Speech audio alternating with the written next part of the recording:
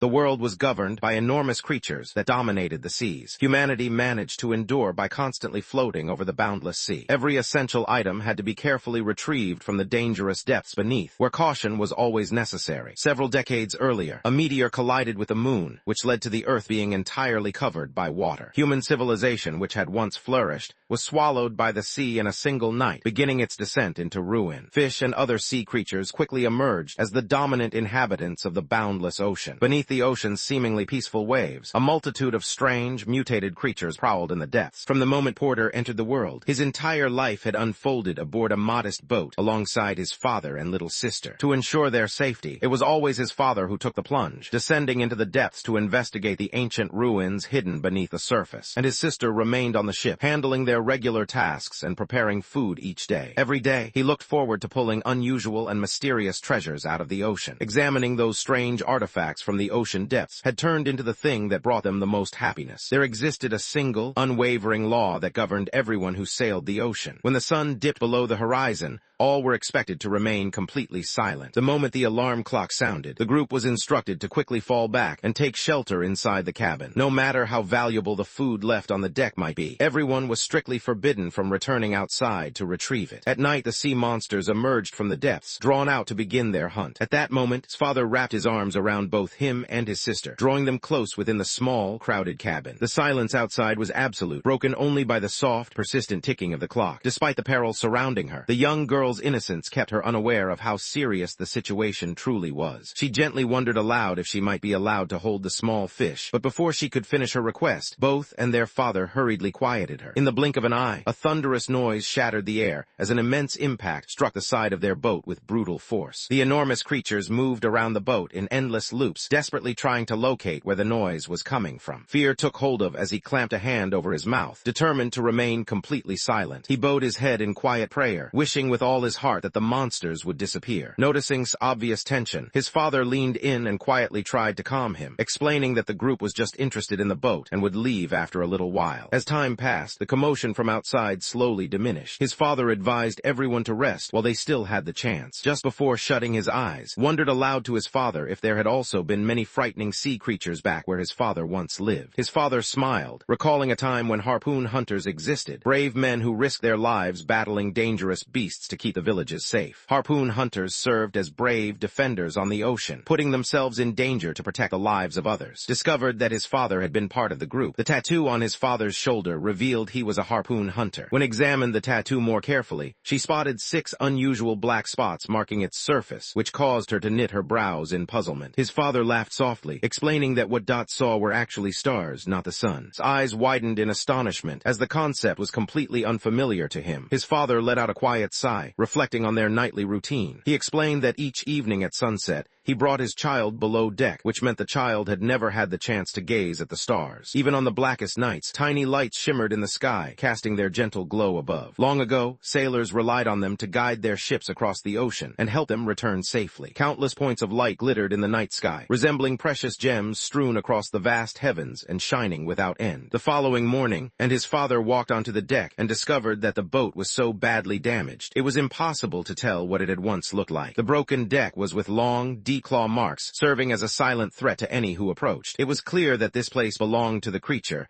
and any intruders were unwelcome. Their father furrowed his brow, his expression serious, as he explained that fixing the boat would take no less than a week, and he was unsure if they had enough spare parts for the job. After hearing the suggestion, promptly offered to head down to the ruins and search for some himself. His father stopped in his tracks, his body tensing as he reached out and held firmly. With a voice full of authority, he insisted that was never to visit any place unless he had inspected it beforehand. It was possible that the creatures lurked within the ruins, making the area perilous even in broad daylight. He firmly stated that neither she nor her sister would be allowed to dive or investigate the ruins by themselves until they were both grown-ups. At that moment, his sister eagerly gestured toward the distant skyline, her eyes lighting up as she noticed a flock of birds soaring through the air. The sudden noise caught everyone off guard. The presence of birds suggested that a tall, isolated landform could be approaching. As they trailed behind the seagulls, a towering, weathered building emerged from the ocean before their eyes. Upon careful inspection, they noticed evidence that people had once lived within the crumbling remains. The sight sparked excitement in both and his sister, sister, who eagerly called out toward the building in hopes that someone inside might hear them. Before anyone could continue speaking, their father swiftly extended his arm and firmly placed his hand over his mouth, silencing him. He unsheathed his weapon, his voice calm but commanding as he instructed everyone to remain on the boat while he went to investigate alone. The speaker instructed that, should trouble arise, the sail must be hoisted and an escape made without hesitation, making sure the other person understood the importance of this directive. Once signaled his resolve with a firm nod, his father plunged fearlessly into the chilly, shadowy depths below. Hidden below the waves, innumerable fragments of towering buildings stretched across the ocean floor. The city that had once bustled with life was now a peaceful refuge for schools of fish. Before long, his father appeared atop the faraway cluster of towering buildings. He pulled himself onto the shore and with careful steps entered the crumbling structure. His voice echoed as he asked if anyone was present, but his words were met with silence. Lifting his gaze, he noticed a delicate wooden ladder stretching up toward the next level. His heart weighed down by sorrow and his footsteps slow with exhaustion. He started to make his way up the slope. At the highest point, an aged wooden door stood, its surface decaying and riddled with rot. He gently eased the door ajar, and the hinges groaned, their sound carrying across the deserted hallway. When he opened the door, he found himself staring at a room filled only with the brittle, lifeless bones of human skeletons. Upon examining the area more carefully, he noticed that the place had once been inhabited by many individuals, yet now only empty skeletons lingered as silent evidence of their existence. At the same time, and his sister bent over the side of the boat, their eyes fixed on the towering structure ahead. They silently hoped that kind-hearted residents might still be inside. It had been ages since they had encountered another soul. Just then, the sound of water splashing close by drew his gaze. He glanced over his shoulder and noticed someone struggling frantically in the nearby water. While this was happening, his father moved through the remains of the tall buildings, looking for anything that might still be of value. Tucked away in a neglected, dust-covered corner, he unexpectedly discovered a box filled with undamaged, high-explosive devices. He stood motionless, stunned by what he saw. Discovering weapons like these was only possible in areas that humans had once called home. As he got ready to go, his eyes drifted upward, where he spotted a huge, flawless circle cut right into the ceiling. The hole's edges appeared eerily even, giving the impression that some force from beyond had driven straight through. The metal bars appeared twisted and pushed inward, as though a powerful force from the outside had smashed them. As he glanced downward, his eyes caught sight of jagged scratches etched into the wall, marks that perfectly matched the mysterious gouges they had discovered on the deck several days earlier. A sudden understanding hit him with the force of a thunderbolt, and fear immediately his face. He rushed out of the room, plunged into the ocean, and swam desperately toward the boat, urgently calling for everyone to leave immediately. Just then, Porter lifted a life ring high and shouted that there was a person struggling in the water. His father's eyes grew wide with shock, unable to comprehend how, in the vast and boundless sea, someone could suddenly appear to be drowning. Extended his arm, directing his father's attention to the shadow writhing in the water, urgently calling out to indicate its location. Upon examining the figure more carefully, he discovered that it was not a person. Instead, it turned out to be something unusual and unfamiliar. When his father witnessed the scene, fear him, and he insisted they needed to escape immediately, declaring that what they saw was no human being. Before he had a chance to complete his sentence, he abruptly plunged into the water and vanished from sight. Something rapidly drew closer from below. Sensing the imminent threats, father swiftly gathered both and his sister close, holding them protectively in his embrace. In the blink of an eye, an enormous creature from the depths surged up and sank its teeth into their tiny vessel. With a gentle turn of its massive jaws, the monstrous beast utterly destroyed the vessel, leaving nothing behind but shattered remains. The father clung to his children, his arms locked around them as he braced himself against the stern, determined to protect them from being swept overboard by the raging waters. When the creature surged once more, it sent the small boat tumbling upside down, lost his balance and almost tumbled into the wild, rushing water. But his father reached out and grabbed him at the last possible moment, saving him from the dangerous current. Before anyone had a chance to respond, his father was dragged beneath the waves, and the vessel split apart, breaking into two sections. Porto found himself pulled beneath the surface by an overwhelming strength. Luckily, his father saw what was happening and reached out to pull him safely onto a shattered piece of wood. Before they had a chance to catch their breath, the creature's tail, weighty like solid iron, swung down upon them with tremendous force. The force of the blow reduced the already damaged boat to a scattering of splinters and wreckage. The powerful collision caused shards to scatter in the direction of the far-off cluster of tall buildings. Fortunately, they had leaped into the sea ahead of time and allowed the current to carry them securely back to shore. Despite its efforts, the sea beast refused to depart, continuously circling the towering island as it hunted for any trace of their presence. At that instant, his sister had fainted as a result of the intense impact. A steel rod protruding from the building's side had pierced pierced his father. When father noticed the injury, he clenched his jaw and instructed to grab her sister and escape, declaring that he would remove the steel bar on his own. Filled with fear but determined, refused to pause even for a second. With tears threatening to fall, he lifted his unconscious sister onto his back and sprinted toward a place he prayed would offer them protection. After he watched them depart, father gritted his teeth and wrenched himself away from the metal rod lodged in his back, causing blood to gush from the injury. At that moment, the creature from the depths burst through the surface, looming directly in front of him. The creature deliberately exposed itself to the harsh sunlight, allowing its skin to scorch as it pushed itself out of the water and onto the shore. Blood continued to pour from the father's wounds, his body partially restrained by the metal lodged deep within him. Despite his weakened condition, he managed to his weapon, preparing himself for a battle that could cost him his life. Rather than launching an attack, the creature slowly swiveled its head, directing its attention to a different spot. In the distance, Porter, his breathing uneven, hauled his sister through the wreckage as he desperately searched for somewhere safe to shelter. The creature's eyes grew even more unsettling, their darkness deepening. It appeared to find the situation entertaining, playing with its victim as a predator might tease before striking. In the blink of an eye, the creature paid no attention to father and sprang directly at. Understanding the situation, father yelled desperately for her to escape, spun around and spotted the massive creature inching his way, its mouth stretched open in a threatening display. At the very last second, he sprang to the side, diving through a gap in the wall nearby. The creature's fangs, sharp as blades, bit down and splintered the wall in the exact spot he had just been. But its enormous frame was too large to squeeze through the opening it made. Struggled to catch his breath as the creature's lengthy, slippery tentacle suddenly lunged into the opening. The creature spun about, its movements erratic as it reached out into the darkness, its limbs flailing just short of touching him. Deprived of vision, it relied solely on an animalistic sense to guide its search. Upon understanding what was happening, gradually steadied his breath. He inhaled softly, his chest rising and falling as his heart thudded rapidly inside him. Without warning, the tentacle came to a halt. A sudden realization struck him. The creature was reacting to noises in its surroundings. Quickly, he placed his hand over his mouth and reached out to silence his sister as well. The tentacle curled in his direction once more, halting just inches from his face, as though it was fully aware of his exact location. The tentacle contorted with sudden force, transforming rapidly until it resembled a whirling drill. In a sudden burst of motion, the creature crashed against the wall near, filling the air with the harsh sound of stone being ripped apart. Let out a terrified yelp while gripping his sister tightly, rushing desperately through the cramped passageway. Fortunately, a secluded nook was close at hand. He slipped into it with his sister, silently praying they wouldn't be discovered while the creature prowled just beyond their hiding place. At the moment when believed safety had finally been reached, a silhouette emerged in the doorway, revealing itself to be father. Porter spotted his father and, feeling relieved, urged him to come quickly. As the mysterious figure slowly rotated its head, an icy sensation crept along back, leaving him shivering with unease. It turned out that the figure wasn't his father. Instead, the terrifying form belonged to the deep-sea monster hiding behind a gruesome disguise. Remained rooted to the spot, a chill sweat trickling down his spine. In the blink of an eye, a slippery tentacle shot forward, coiling tightly around his torso and yanking him out of the opening. He found himself hoisted far above the ground, left to hang powerlessly. The enormous creature from the depths parted its colossal jaws, preparing to feast on its next victim. Porter called out desperately for his father, his voice trembling with fear. Just then, a thunderous roar thundered across the shattered remains of the building. Breaking loose from the steel bar that had trapped him,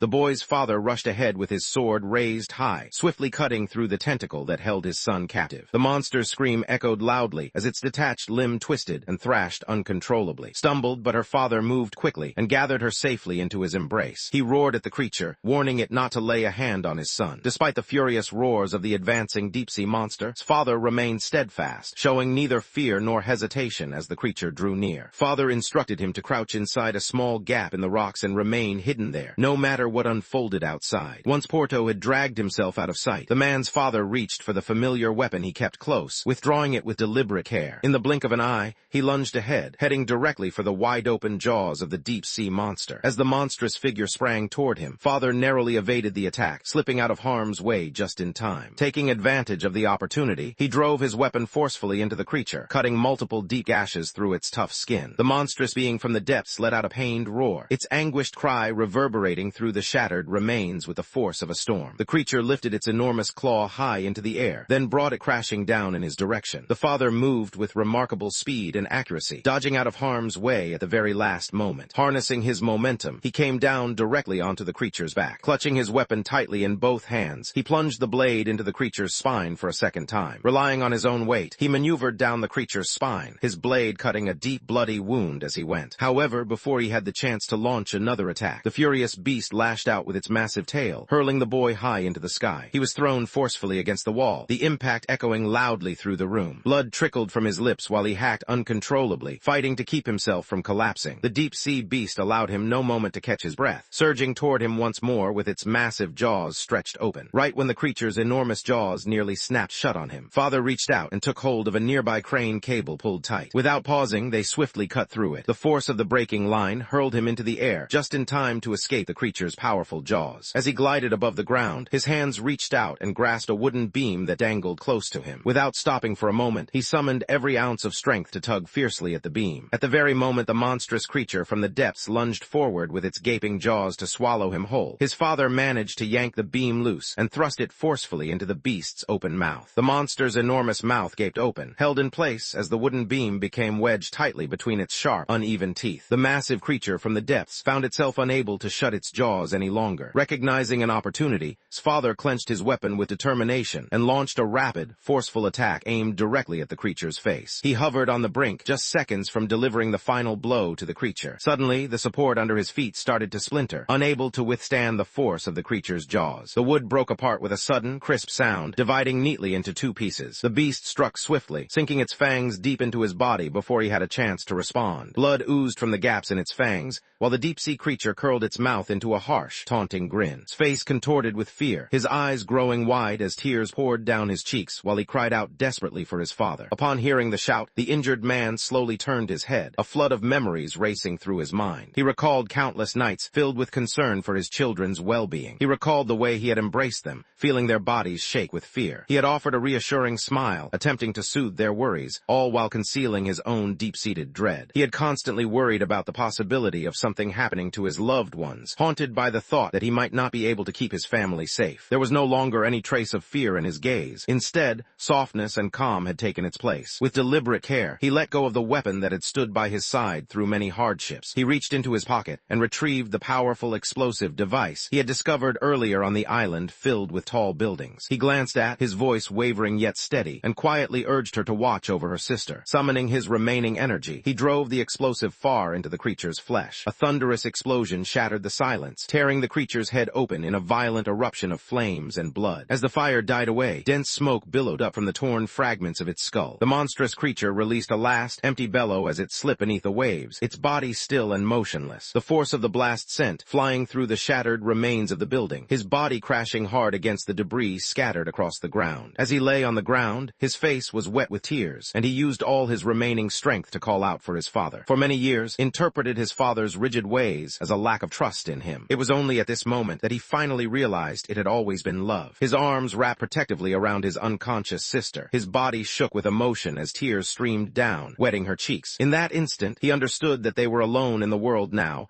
and he silently vowed to do whatever it took for them to make it through. As Lena opened her eyes, a sudden awareness washed over her, bringing tears to her face as she desperately searched for her father. She wondered aloud to whether their father had left for good, just as their mother had before. Searched for something to say that might ease her pain, but no words came to mind. He wrapped his arms around Lena, staying close until her crying slowly quieted. Once their nerves had settled, and Lena began exploring the island in hopes of finding pieces from their ship that might have scattered during the crash. With just a fork and a handful of sticks, managed to assemble a basic homemade harpoon. Although he gazed out across the endless stretch of sea, a wave of fear began to rise within him. He feared that the creature from the depths could still be lurking somewhere, alive. The sea that had once been his daily playground now seemed strange and frightening to him. Lena held tightly onto his arm, her fear evident as she pleaded with him to stay. The thought of the monster coming back filled her with terror. At the very moment when Porto worried about finding something to eat, a crab inched its way by him. Together, he and Lena managed to gather several crabs, which they cooked and ate for their evening meal. As Lena enjoyed her meal with a cheerful smile, experienced a brief, comforting warmth in his chest. Despite feeling the pangs of hunger himself, he noticed that the small amount of food would only suffice for Lena. Determined to provide for them both, he made up his mind to search for additional food. Because of the previous night's rainfall, they managed to collect a bit of drinking water. However, it was clear that the supply would run out before the day ended. At that moment, Porter recalled a technique his father had shown him long ago for turning seawater into something safe to drink. The process used sunlight to turn seawater into vapor, which was then cooled and collected as fresh water. With leftover bottles and scraps of plastic, managed to construct a basic distillation apparatus, lifted his homemade purifier to his lips, sipping the clean rainwater that dripped from it. The food lacked any saltiness, and he understood that this was due to the survival techniques his father had once shared with him. It seemed possible that they could survive on the island for some time. Uncertain about how much time he and Lena might need to remain in this place, he chose to investigate the high-rise island's inner areas with greater care. Making their way up the battered staircase, Porter came across numerous human skeletons strewn about the upper level. Upon looking more closely, he noticed innumerable worms squirming among the bones, their movements creating soft but nauseating noises. Lena let out a terrified scream and grabbed his arm, holding on with all her strength. Assumed that these skeletons belonged to the former inhabitants of the place, but the cause of their demise remained a mystery to him. As he turned the corner, he came across a large, weighty barrel filled with gasoline. Hidden under a heavy layer of dust and fabric, he noticed a wooden box tucked away where it couldn't easily be seen. As he lifted the lid, shock washed over him. Inside, he discovered a bomb identical to the one his father had once deployed to battle the deep-sea monster. He gazed down at the explosive gripped in his hands, uncertainty flickering in his eyes as he questioned whether he would ever confront a monster as bravely as his father once had. As Porter gazed at the skeletons resting next to each other, he understood that they had likely belonged to a family in the past, questioned his own ability to shield his sister, fearing she might end up like the skeletons he had seen. When darkness settled over the city, he started a small fire atop a rooftop. The dancing light from the flames pushed back the chill and shadows, illuminating the worn, broken walls around him. Clutching his spear with determination, Porter's gaze grew steely. Survival depended on confronting the ocean once more, whether he was afraid or not. Should the monster appear again, he was determined to confront it using the weapon that once belonged to his father. This promise honored his father's last request and fulfilled his own solemn pledge. Examined the weapon with great attention, soon spotting a tiny switch hidden within the handle. He paused briefly before finally pushing the button. A sharp metallic roar filled the air as the weapon's inner blade shot outward, releasing bursts of compressed air from its tip. The force of the recoil hurled ahead, throwing his body off balance and sending him sprawling forward. He slammed into the wall beside him and let out a pained groan. At that moment, Lena hurried over, her face alight with excitement as she shared with him that she had discovered something unusual close by. As trailed behind her to the corner, she spotted a wooden plank underfoot that seemed to be coming loose. Upon examining the area more carefully, he discovered that it concealed a secret doorway descending beneath the ground. The small crabs they had gathered before now hurried into the crevice, as if drawn by the possibility of something valuable hidden below. Grabbed his spear, feeling a surge of curiosity, and set out to investigate. As he continued his descent, the shadows thickened around him, swallowing what little light remained. He held the weapon more firmly, a sense of anxiety spreading inside him. Uncertainty filled his mind as he wondered about the unknown dangers hidden beneath. Without warning, an enormous fish sprang from the shadows. Sunlight poured in from the opening overhead, revealing to Porter that the basement was submerged in water and alive with swimming fish. Without hesitation, he plunged into the water, intent on catching some fish to eat. In one swift movement, he drove his spear straight through the large fish, piercing it effortlessly. Once they had fixed their water issue, discovered that food was now plentiful as well. A surge of confidence washed over him as the truth settled in his mind. He believed he had the ability to protect Lena, and hope sparked within him that the two of them could endure this place side by side. Just as he prepared to return, he noticed a subtle shimmer of light twinkling far away. Driven by curiosity, he moved through the water and discovered a gentle, luminous orb nestled on the ocean floor. As he peered through the semi-clear shell, his body went rigid with shock. Inside, a squirming being moved restlessly. He realized these were not ordinary objects. They were eggs, and inside them grew monsters. Before he had a chance to respond, a tremor ran through one of the spheres as its surface fractured, thin cracks rapidly webbing outward. Within seconds, a sharp gleaming hand with claws suddenly shot outward from inside. Terror flooded as pain ripped through his chest. Desperate to reach the surface, he thrashed his legs and fought his way upward through the water. Just as he tried to get away, a chilling and powerful grip seized his ankle, halting his escape. The monstrous newborn, its form twisted and unnatural, stretched wide its enormous mouth and sprang at him. Driven by urgency, launched his spear with all his might, sending its tip directly into the creature's eye. The creature let out a painful scream, gripping its wounded face tightly with its sharp claws as blood streamed down. Sensing an opportunity, propelled himself upward with every ounce of energy he had, finally bursting through the surface of the water. He pulled himself up onto the sand, struggling to catch his breath, when suddenly a hand with sharp claws shot out of the water right behind him. The creature emerged from the water, its body slick with inky liquid that trailed behind as it slowly advanced in his direction. Brandished his spear in frantic arcs, his voice ringing out as he tried to scare the creature away. Despite everything, the single-eyed beast surged ahead, its mouth gaping in a furious roar. Porter moved without thinking, launching himself upward and clambering onto a taller stone step at the last possible moment. He noticed a sturdy wooden door close by and hurried over to seize it. Summoning every ounce of his energy, he pulled the door across the gap, covering the opening. He hurled himself onto the object, using his entire weight to force it down. Just seconds later, razor-sharp teeth burst through the wooden barrier, coming dangerously close to Porter's chest, but stopping mere centimeters away. The creature repeatedly slammed into the wooden door, causing it to tremble violently as it attempted to dislodge. Upon witnessing the scene unfold, wasted no time and unsheathed his weapon with swift determination. Summoning every ounce of his power, he drove the blade through the narrow opening in the door. After some time passed, the interior grew completely still. All signs indicated that the creature had perished. Carefully stacked numerous stones, making sure to block the opening entirely. Once he was done, he sank onto the rocks, his chest rising and falling with each labored breath. All at once, he realized that Lena still hadn't returned. He sprang to his feet and started looking frantically around the area. Before long, he noticed Lena waiting at the edge of the water, raised his voice, urgently warning her to keep away from the ocean and urging her to return. Lena gestured ahead, indicating that their father had come back, turned her gaze toward the sound, and noticed a dark silhouette gliding across the surface of the water. A chill ran down his spine as beads of sweat formed on his forehead. In that moment, he understood that the figure before him was not his father, but the creature hiding beneath a familiar face. Lena, unaware of what lay ahead, guided a small boat in its direction. She spun around with a bright grin, announcing excitedly that her father had returned. Just then, the clock by the water's edge started to mark the passing seconds. Its complexion drained of color as the ominous sound echoed through the air, signaling that nightfall was approaching, and with it, the arrival of imminent danger. Didn't hesitate, he dove straight into the water, desperate to rescue his sister and guide her back to safety. As night began to fall and the sky grew darker, the creatures that had been hiding beneath the surface started rising upward once more. They realized that, at least for the time being, going back was no longer an option, pulled Lena's little boat along behind her, and assisted Lena in climbing up to a taller spot further away. Before he managed to pull himself all the way up, something interrupted his ascent. Earlier, the same monster crashed into the boat with great force, causing it to overturn, and found themselves encircled on all sides by the strange beings. The towering island stood directly in their path, but reaching it was now impossible for them. Should they plunge into the ocean at this moment, the creatures lurking below would consume them without hesitation. The creatures relentlessly crashed against the supports below. If the structure gave way, the group faced a gruesome fate, destined to be ripped to pieces and devoured while still alive. Thinking back to his father's brave efforts to shield their family, tightened his grip into fists, determined not to lose his sister in this place. He lifts his weapon above his head. He felt a deep responsibility to keep Lena safe, driven by his loyalty to his father. With a surge of strength, he brought his weapon down in a sweeping arc, slicing straight through the closest monster and splitting it into two. He stood motionless, stunned by disbelief. The realization hit him he was responsible for its death. Suddenly, a pair of additional monsters sprang forward from the shadows at the rear. Porter moved with lightning speed, spinning around to lash out with his weapon and forcefully pushing his opponents out of his path. In the process, they collided with the support below him. The platform split open with a loud fracture, since the earth suddenly shift and collapse under his weight. By a stroke of luck, the force of the collision sent them tumbling onto a nearby boat that was gently drifting on the water. Became aware of unsettling sounds coming from behind him. As he spun around, he witnessed the horrifying sight of the monsters feasting on the remains of their fallen companions. Understanding how serious the situation was, he signaled to Lena to paddle with all her strength so they could escape quickly. Following a nerve-wracking getaway, the group eventually returned to the towering island building. After devouring their own kind, the monsters turned their attention back to the group and started gliding through the water in their direction once more. Glanced upward, spotting a wooden ladder fixed against the wall. Inspiration struck him immediately. He instructed Lena to go up ahead, choosing to remain behind so he could remove the ladder afterward. Yet regardless of the force behind his swings, the sturdy wooden rungs held firm, refusing to snap under pressure. The creatures had begun their ascent, scrambling upward, spun around and hurried upstairs, searching for an alternative route. As he tried to get away, the monster's sharp claw raked across his back, cutting a deep gash into his skin. With the full force of their combined weight, the ladder gave way at last, breaking beneath them and causing the monsters to tumble heavily to the ground. Seizing the opportunity, lifted Lena to a safer ledge, where they found themselves looking down at the monsters' enraged glare. Despite their desperate attempts, scratching and leaping with all their might, they found themselves unable to get any closer. Weakened by blood loss and exhaustion, sensed his energy slipping away. He chose to pause alongside Lena, planning to consider their next steps once the sun came up. As he pushed the door open, he stopped in his tracks. Inside, the one-eyed monster stood silently,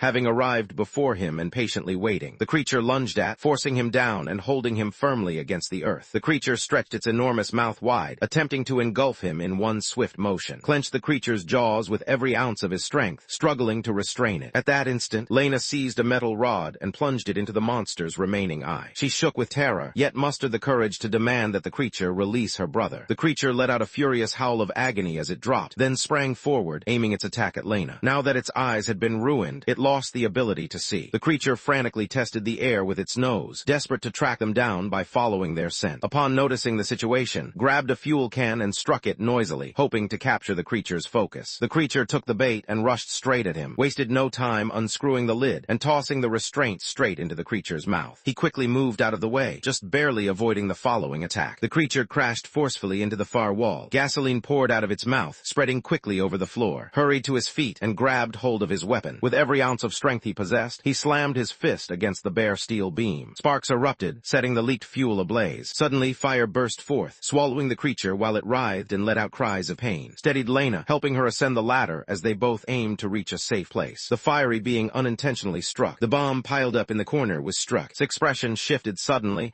as he raised his voice, urgently warning everyone to take cover because an explosion was imminent. He noticed Lena standing motionless, so he quickly rushed over and wrapped his arms around her, pulling her close. In the blink of an eye, a thunderous blast shattered the building, leaving nothing behind but a heap of debris. Shattered fragments from the blast rained down, smashing numerous monsters beneath them into fragments. The force of the impact was so great that it shattered even the eggs lying untouched beneath the water's surface. Had managed to whisk Lena away just in time, so when the shockwave hit, it merely hurled them both into the water. After emerging from beneath the surface, let out a breath of relief, realizing that the eggs had disappeared at last. The towering island had vanished beneath the water, leaving him utterly clueless about his next move. Without warning, one of the survivors appeared. The creature seized hold of the drifting platform just behind him. Before long, additional figures closed in on the siblings, encircling them from all sides. Fueled by desperation, brandished his weapon in wide arcs, determined to hold his attackers at bay. One of the bees suddenly released a glob of spit that landed directly on his weapon. Despite his desperate efforts, he was unable to wrest the object from the creature's powerful teeth. Trapped with no escape route, positioned himself protectively in front of Lena, raising his voice to warn the approaching creatures to keep their distance. He screamed as loudly as he could, his voice echoing his desperate wish to survive and his refusal to give up on life. In that instant, an unexpected and enigmatic force hit the creature below him, shifted her gaze toward where the assault had come from. In the distance, he noticed a woman dressed in shining armor, standing confidently atop the surface of the waves, weapon in hand. He stood rooted to the spot, unable to believe what he was seeing. For the first time in his life, someone other than his own family appeared before him, alive and real. The creature immediately focused its gaze in her direction. Fueled by rage, the group stormed toward her, their shouts echoing all around. The woman kept her poise, showing no signs of losing her cool. She lifted her weapon and unleashed a flurry of harpoons, each one ripping through the mass of enemies. She climbed onto a hovering plank, unsheathed her slender sword, and surged ahead, skimming swiftly over the water's surface. Soon after, the woman stepped into the area where the last of the monsters lingered. In one swift motion, she unleashed her twin blades, swiftly decapitating the closest monster. She launched herself upward, twisting her body in a complete circle as she executed a spinning slash. At that moment, the creatures encircling her exploded into sprays of crimson and tumbled helplessly into the ocean below. Remained motionless, overwhelmed by shock. He struggled to comprehend how anyone could defeat such fearsome sea creatures with such little effort. Once the battle ended, the woman moved past the fallen figures on the ground and walked toward him. Both and Lena froze, silently waiting as they tried to figure out if the unknown person meant them harm or could be trusted. Earlier, she had come to their rescue, which suggested she could be trusted as a friend. Despite everything, the force behind her harpoon attacks had been incredibly strong. Even the slightest error could have cost them their lives as well. The woman came to a halt in front of them, her voice steady as she remarked that they were fortunate to encounter a harpoon hunter in such a place. Upon hearing those words, his mind drifted back to the tales his father used to share with him. The hunters were brave fighters, risking their lives to battle the monsters that came from the sea and keep people safe. She told them her name was Kana and explained that she was a harpoon hunter from the Alliance. Was still reeling from his surprise when a low, thunderous sound rolled in from the distant horizon. A vast island slowly rose into into view, breaking through the thick blanket of fog that covered the ocean. A gigantic ship drew near to. At last, he understood that the massive object before him was actually a ship, so enormous it rivaled the size of an island. There was a crowd of people gathered on the platform, all observing what was happening before them. For the very first time in his life, she found herself surrounded by such a large crowd. Upon witnessing the scene, he embraced Lena closely, overcome with emotion at the realization that they had at last encountered fellow humans. Suddenly, bright beams from the ship's floodlights illuminated the surrounding darkness. The group dispatched several members to thoroughly examine the bodies of the nearby monsters. Kana, taking charge with the authority of a leader, instructed the rest of the group to conduct a thorough search. She bowed her head slightly and quietly asked Dr. Boyd for an update through her earpiece. There was nothing more to do. Every last one of them had already been wiped out without a trace. Although she tried to sound lighthearted, she wondered why he hadn't spared at least one for her. Upon hearing this, the man standing next to her let out a sigh. He wondered aloud how Kana could possibly let a sea monster escape unharmed. In his mind, those unfortunate beasts never stood a chance.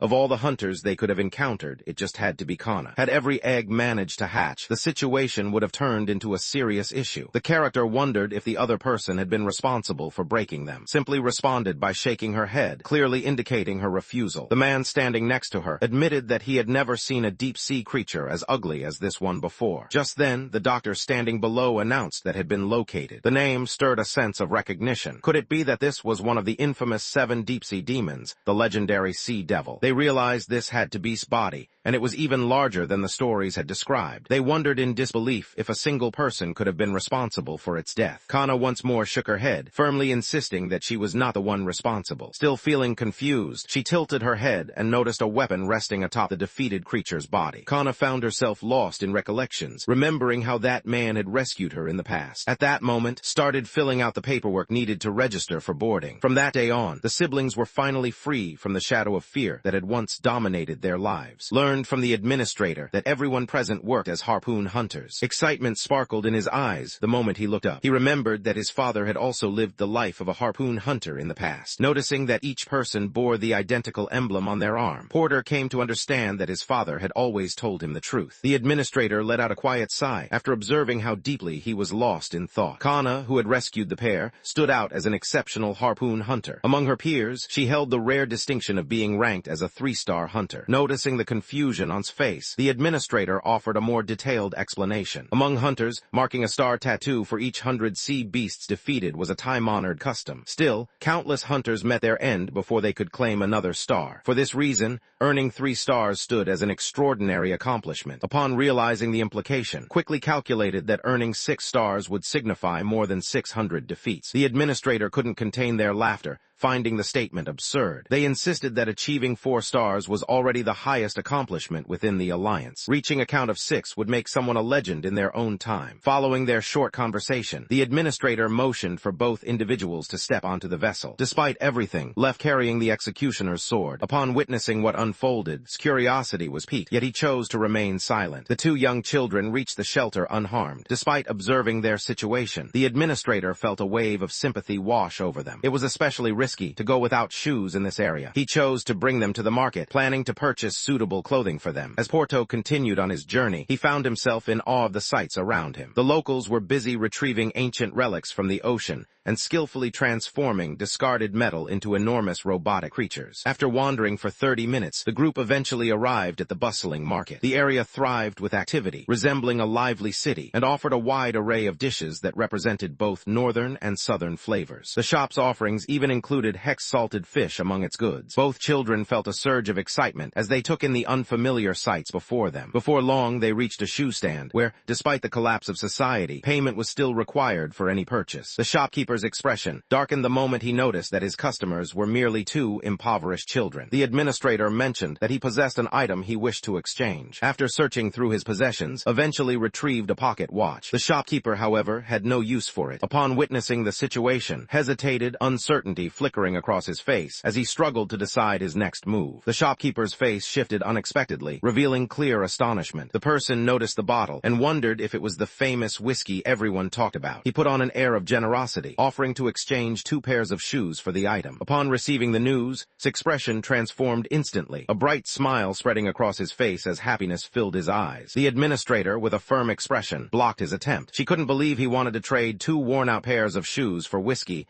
and questioned if he had lost his senses. The moment those words left his mouth, the administrator raised his voice and called out forcefully to the assembled crowd. As soon as the crowd caught mention of whiskey, the atmosphere exploded into wild disorder. Once they had multiple times that the drink was truly the fabled liquor, an unexpected bidding war erupted among the group. Ultimately, Porter unexpectedly amassed great wealth and made his way back to the stockpile of supplies. As they made their way back, continued to murmur to herself, marveling at how generous everyone had been over something as simple as a bottle of whiskey. She quietly lamented that, had they been aware, they would not have discarded the remainder into the ocean, but would have chosen to keep it instead. Before long, guided by the administrator, the pair of youngsters reached the place that would now be their residence. Before them lay splintered beds, and dense webs of spider silk covered the area. Accompanying them was an old black spider from ancient times. Even the administrator found it impossible not to experience a wave of sympathy when witnessing the scene before them. Instead, the two young children felt a surge of happiness. They struggled to recall when they had last laid eyes on an actual bed, despite the fact that the one before them was far from comfortable. After several days filled with fatigue, the children had reached their limits, soon succumbed to her tiredness and fell asleep swiftly. Lay awake, unable to find rest as the overwhelming burden within him kept sleep at bay. Meanwhile, the mission to retrieve the Abyssal Lord was nearing completion. As the doctor caught sight of the gigantic figure, his face contorted with eager anticipation. He struggled to hide his excitement, anticipation building as he prepared to start the dissection. As the crowd remained fixated on the monstrous creature from the depths, Kana quietly made her way into a hidden corner. They wanted to know if there were any updates and asked if the results had come in yet. The sword was authentic. It was truly the executioner's own blade. Upon hearing those words, Kana grew quiet, pausing for a considerable time. Eventually, she murmured that if what she had just learned was correct, then violence would soon flood this place. She insisted that the two children could not remain here any longer. They were known as the offspring of Martian, a famed harpoon hunter celebrated for achieving 6 stars. Because of this, the Alliance would never permit them to survive. Once returned to her room, a sharp ache settled in her chest. Confusion filled her thoughts as she tried to figure out Martian's reasons for fighting so fiercely. She wondered if his struggle was really about keeping his family safe. As the idea formed in her mind, her gaze shifted to the crystal sphere at her side, and her thoughts wandered back to memories from many years earlier. In those days, her family lived as nomads, journeying aimlessly across the boundless ocean. They managed to stay alive by searching the waters for any scraps or remnants they could gather. The crystal sphere had been the first present she ever received from her father. Those uncomplicated, tranquil days continued on for a considerable period. Unexpectedly, a mysterious being made its presence known one day. The situation quickly became a terrifying ordeal for everyone involved. Despite the world ending, people still found themselves unable to avoid the burden of having to work. Within the Alliance, every person, no matter how young, was expected to contribute. Those who didn't work faced hunger and the grim fate of becoming food for the fish. Kindness was rare in this place. The fate of others, whether survival or death, was met with indifference from those around. Port realized that surviving without any resources was only a temporary solution, so he began searching for a job as soon as possible. Regrettably, using an excavator demanded a green-level license, while transporting cement called for an achievement certificate of level 8. He possessed neither qualification, and even with sufficient strength, no one would trust a task like that to a child only 3 years old. Began searching for different types of jobs. As he continued on his journey, he encountered a number of individuals, yet none of these meetings led to anything meaningful. At the moment when he felt most defeated, his gaze was drawn to an elderly beggar woman seated quietly in the corner. The elderly woman appeared weak and gaunt, her features hollow as if she had gone several days without food. Despite enduring his own hardships, found it unbearable to witness the pain of those around him. After searching awkwardly through his pocket, he reached into his pocket and produced a pair of coins. The young person handed over the small amount of money they had, explaining to their grandmother that it was all they could offer at the moment. They promised to bring her more as soon as they were able to find work. The boy's gentle nature shone through, revealing his kindness to everyone around him. The moment the words left her lips, the elderly woman slipped a hand into her pocket and produced a handful of seeds. She explained through her actions that these were hope flowers, symbolizing fresh starts and new possibilities. As soon as the word hope reached ears, a surge of renewed energy brightened his mood. By midday, the entire morning had slipped away, and he made his way back to the dormitory without having found or accomplished anything. Within only a week, he discovered that searching through his belongings revealed revealed half his money had already disappeared. He recalled the administrator's warning that failure to pay the rent would result in eviction. Unable to move, he simply looked to the side in desperation. They were forced to ration their meals, managing to buy just a single grilled fish each day. Upon hearing those words, spirits shattered. Without hesitation, she proposed reaching out to the administrator for assistance. At the very moment those words left her lips, the door burst open without warning. She immediately turned her attention to the person entering, concern written on her face as she inquired whether they had managed to find employment. Once the administrator discovered that he had been turned down by every employer, he chose to rely on his impressive network of contacts. The task ahead seemed risky, and concern flickered in their eyes as they wondered if the other was prepared to face it. The administrator led to the very bottom floor, guiding him into the pipe maintenance room. He observed the administrator making every effort to persuade the foreman to take him on. The supervisor pressed his fingers to his temples in frustration, unable to believe what he was seeing. He looked over at the young person before him, astonished that this was the so-called strong and experienced individual he had heard about. Doubt and disbelief were clear on his face as he struggled to accept the situation. The speaker questioned whether their companion doubted them, gesturing toward the boy and remarking on his impressive physique, comparing him to a stallion. They insisted that someone as remarkable as this boy would be impossible to find, even if one searched far and wide by lantern light. The observer couldn't help but notice the boy's strong arms, thinking he seemed destined for a job as a pipe worker. After being convinced over time, the foreman eventually decided to allow an opportunity. Before he left, the administrator emphasized that in this place, nothing mattered more than money, urging him to put in his best effort. The alliance could shield citizens from the dangers of sea monsters, yet it offered no defense against the harsh realities of poverty or illness, a truth that was important not to forget. The administrator's statement caused Poor to reflect deeply. Brad's co-worker noticed him lost in thought and urged him to stop daydreaming and return to his tasks. Despite his awkwardness and lack of experience, Poor never gave up and always put forth his best effort to complete every task with care. Once, Mercury had collided with this world, unleashing a tremendous flood that engulfed every continent. In order to stay alive, people started connecting one vessel to another, forming long chains of ships. As years passed, this eventually led to the creation of the group recognized as the Alliance. For 70,000 years, their vessel had drifted through space, its ancient pipes desperately in need of maintenance. On his very first day at work, the unfortunate man managed to land himself in serious trouble. As the water slowly climbed higher around his feet, an uneasy sensation began to settle in his chest. Before he had a chance to respond, a loud blast erupted from behind him. A sense of panic swept through the crew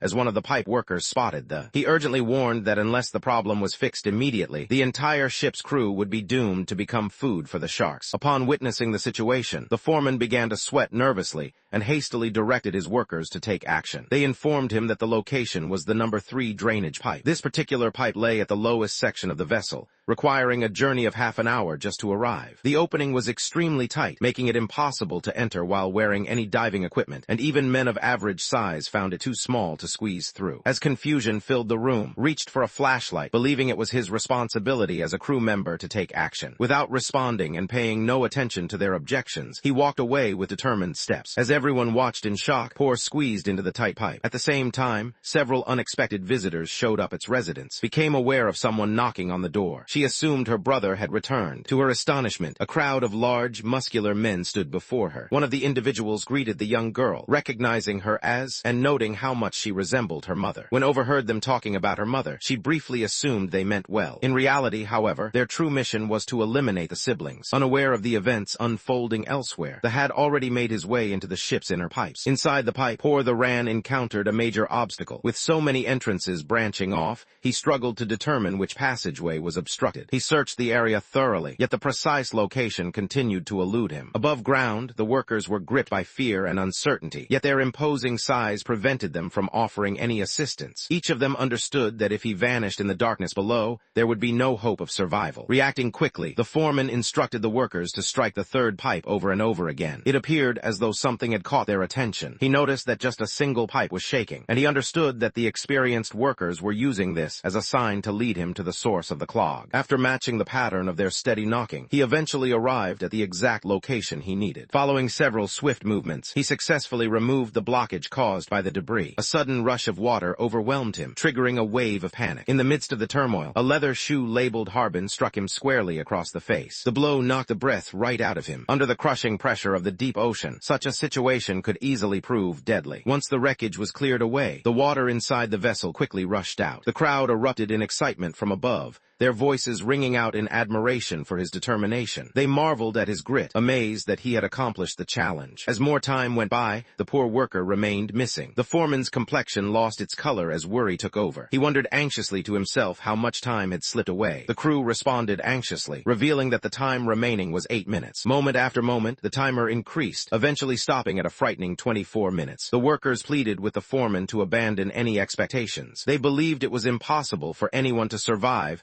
after holding their breath for such an extended time. However, the foreman found it impossible to agree, knowing that the task had already been completed by the young worker on their behalf. At the moment when hopelessness threatened to overwhelm everyone, gentle waves suddenly disturbed the calm surface of the water. In the following moment, a surge erupted from deep within. Everyone stared in shock, unable to believe what they were seeing. Whales, known as giants of the deep, were able to stay underwater for 15 minutes at a time, while great white sharks managed to last 20. Yet, despite being masters of the ocean, neither could rival the incredible feat that the unfortunate individual had just accomplished. By holding his breath and remaining underwater for half an hour, he broke the Forbes world record, officially proving himself as a true sewer worker. After securing steady employment, Poor eagerly purchased an assortment of groceries, intending to delight with an unexpected treat upon his return home. Upon noticing the emptiness in her eyes, he suspected that she could be unwell. He repeated her name several times, yet she continued to ignore him. After a tense 30 seconds of quiet, the young girl abruptly let out a scream, warning her brother to escape. Poor felt irritated, thinking that having a sister like hers made him want to hit her several times every day. He grumbled quietly about her, wishing that if she ever needed him to run, she would at least give a quicker warning. He shook his head in disbelief at the situation. Just as everyone had anticipated, he was quickly apprehended. The man curled his lips into a sneer, dismissing any further discussion. He mentioned hearing about the death of the listener's father, who had lost his life battling deep-sea beasts. With a mocking tone, he expressed regret that he hadn't been the one to end the man's life himself. The Froes stood there, utterly bewildered by the situation unfolding around them. The speaker declared that their father had betrayed the alliance, and then greeted them as the offspring of wrongdoing, welcoming them back. The leader had just finished speaking when he suddenly lashed out with a powerful kick, launching the unfortunate boy across the room. Following this, the man took his time as he carefully slipped off his gloves. A mechanical arm emerged into view before their eyes. The figure pointed accusingly, drawing attention to the consequences of the father's actions. For a decade, the search for him had consumed the figure's life. Now, there was a demand for someone to answer for these deeds, and the blame was firmly placed on the father's shoulders. The man's enormous hand moved closer, prepared to squeeze his head with overwhelming force. Within moments, loud alarms echoed throughout the ship, signaling an urgent situation. The crew heard the call for all harpoon hunters to report to their battle positions,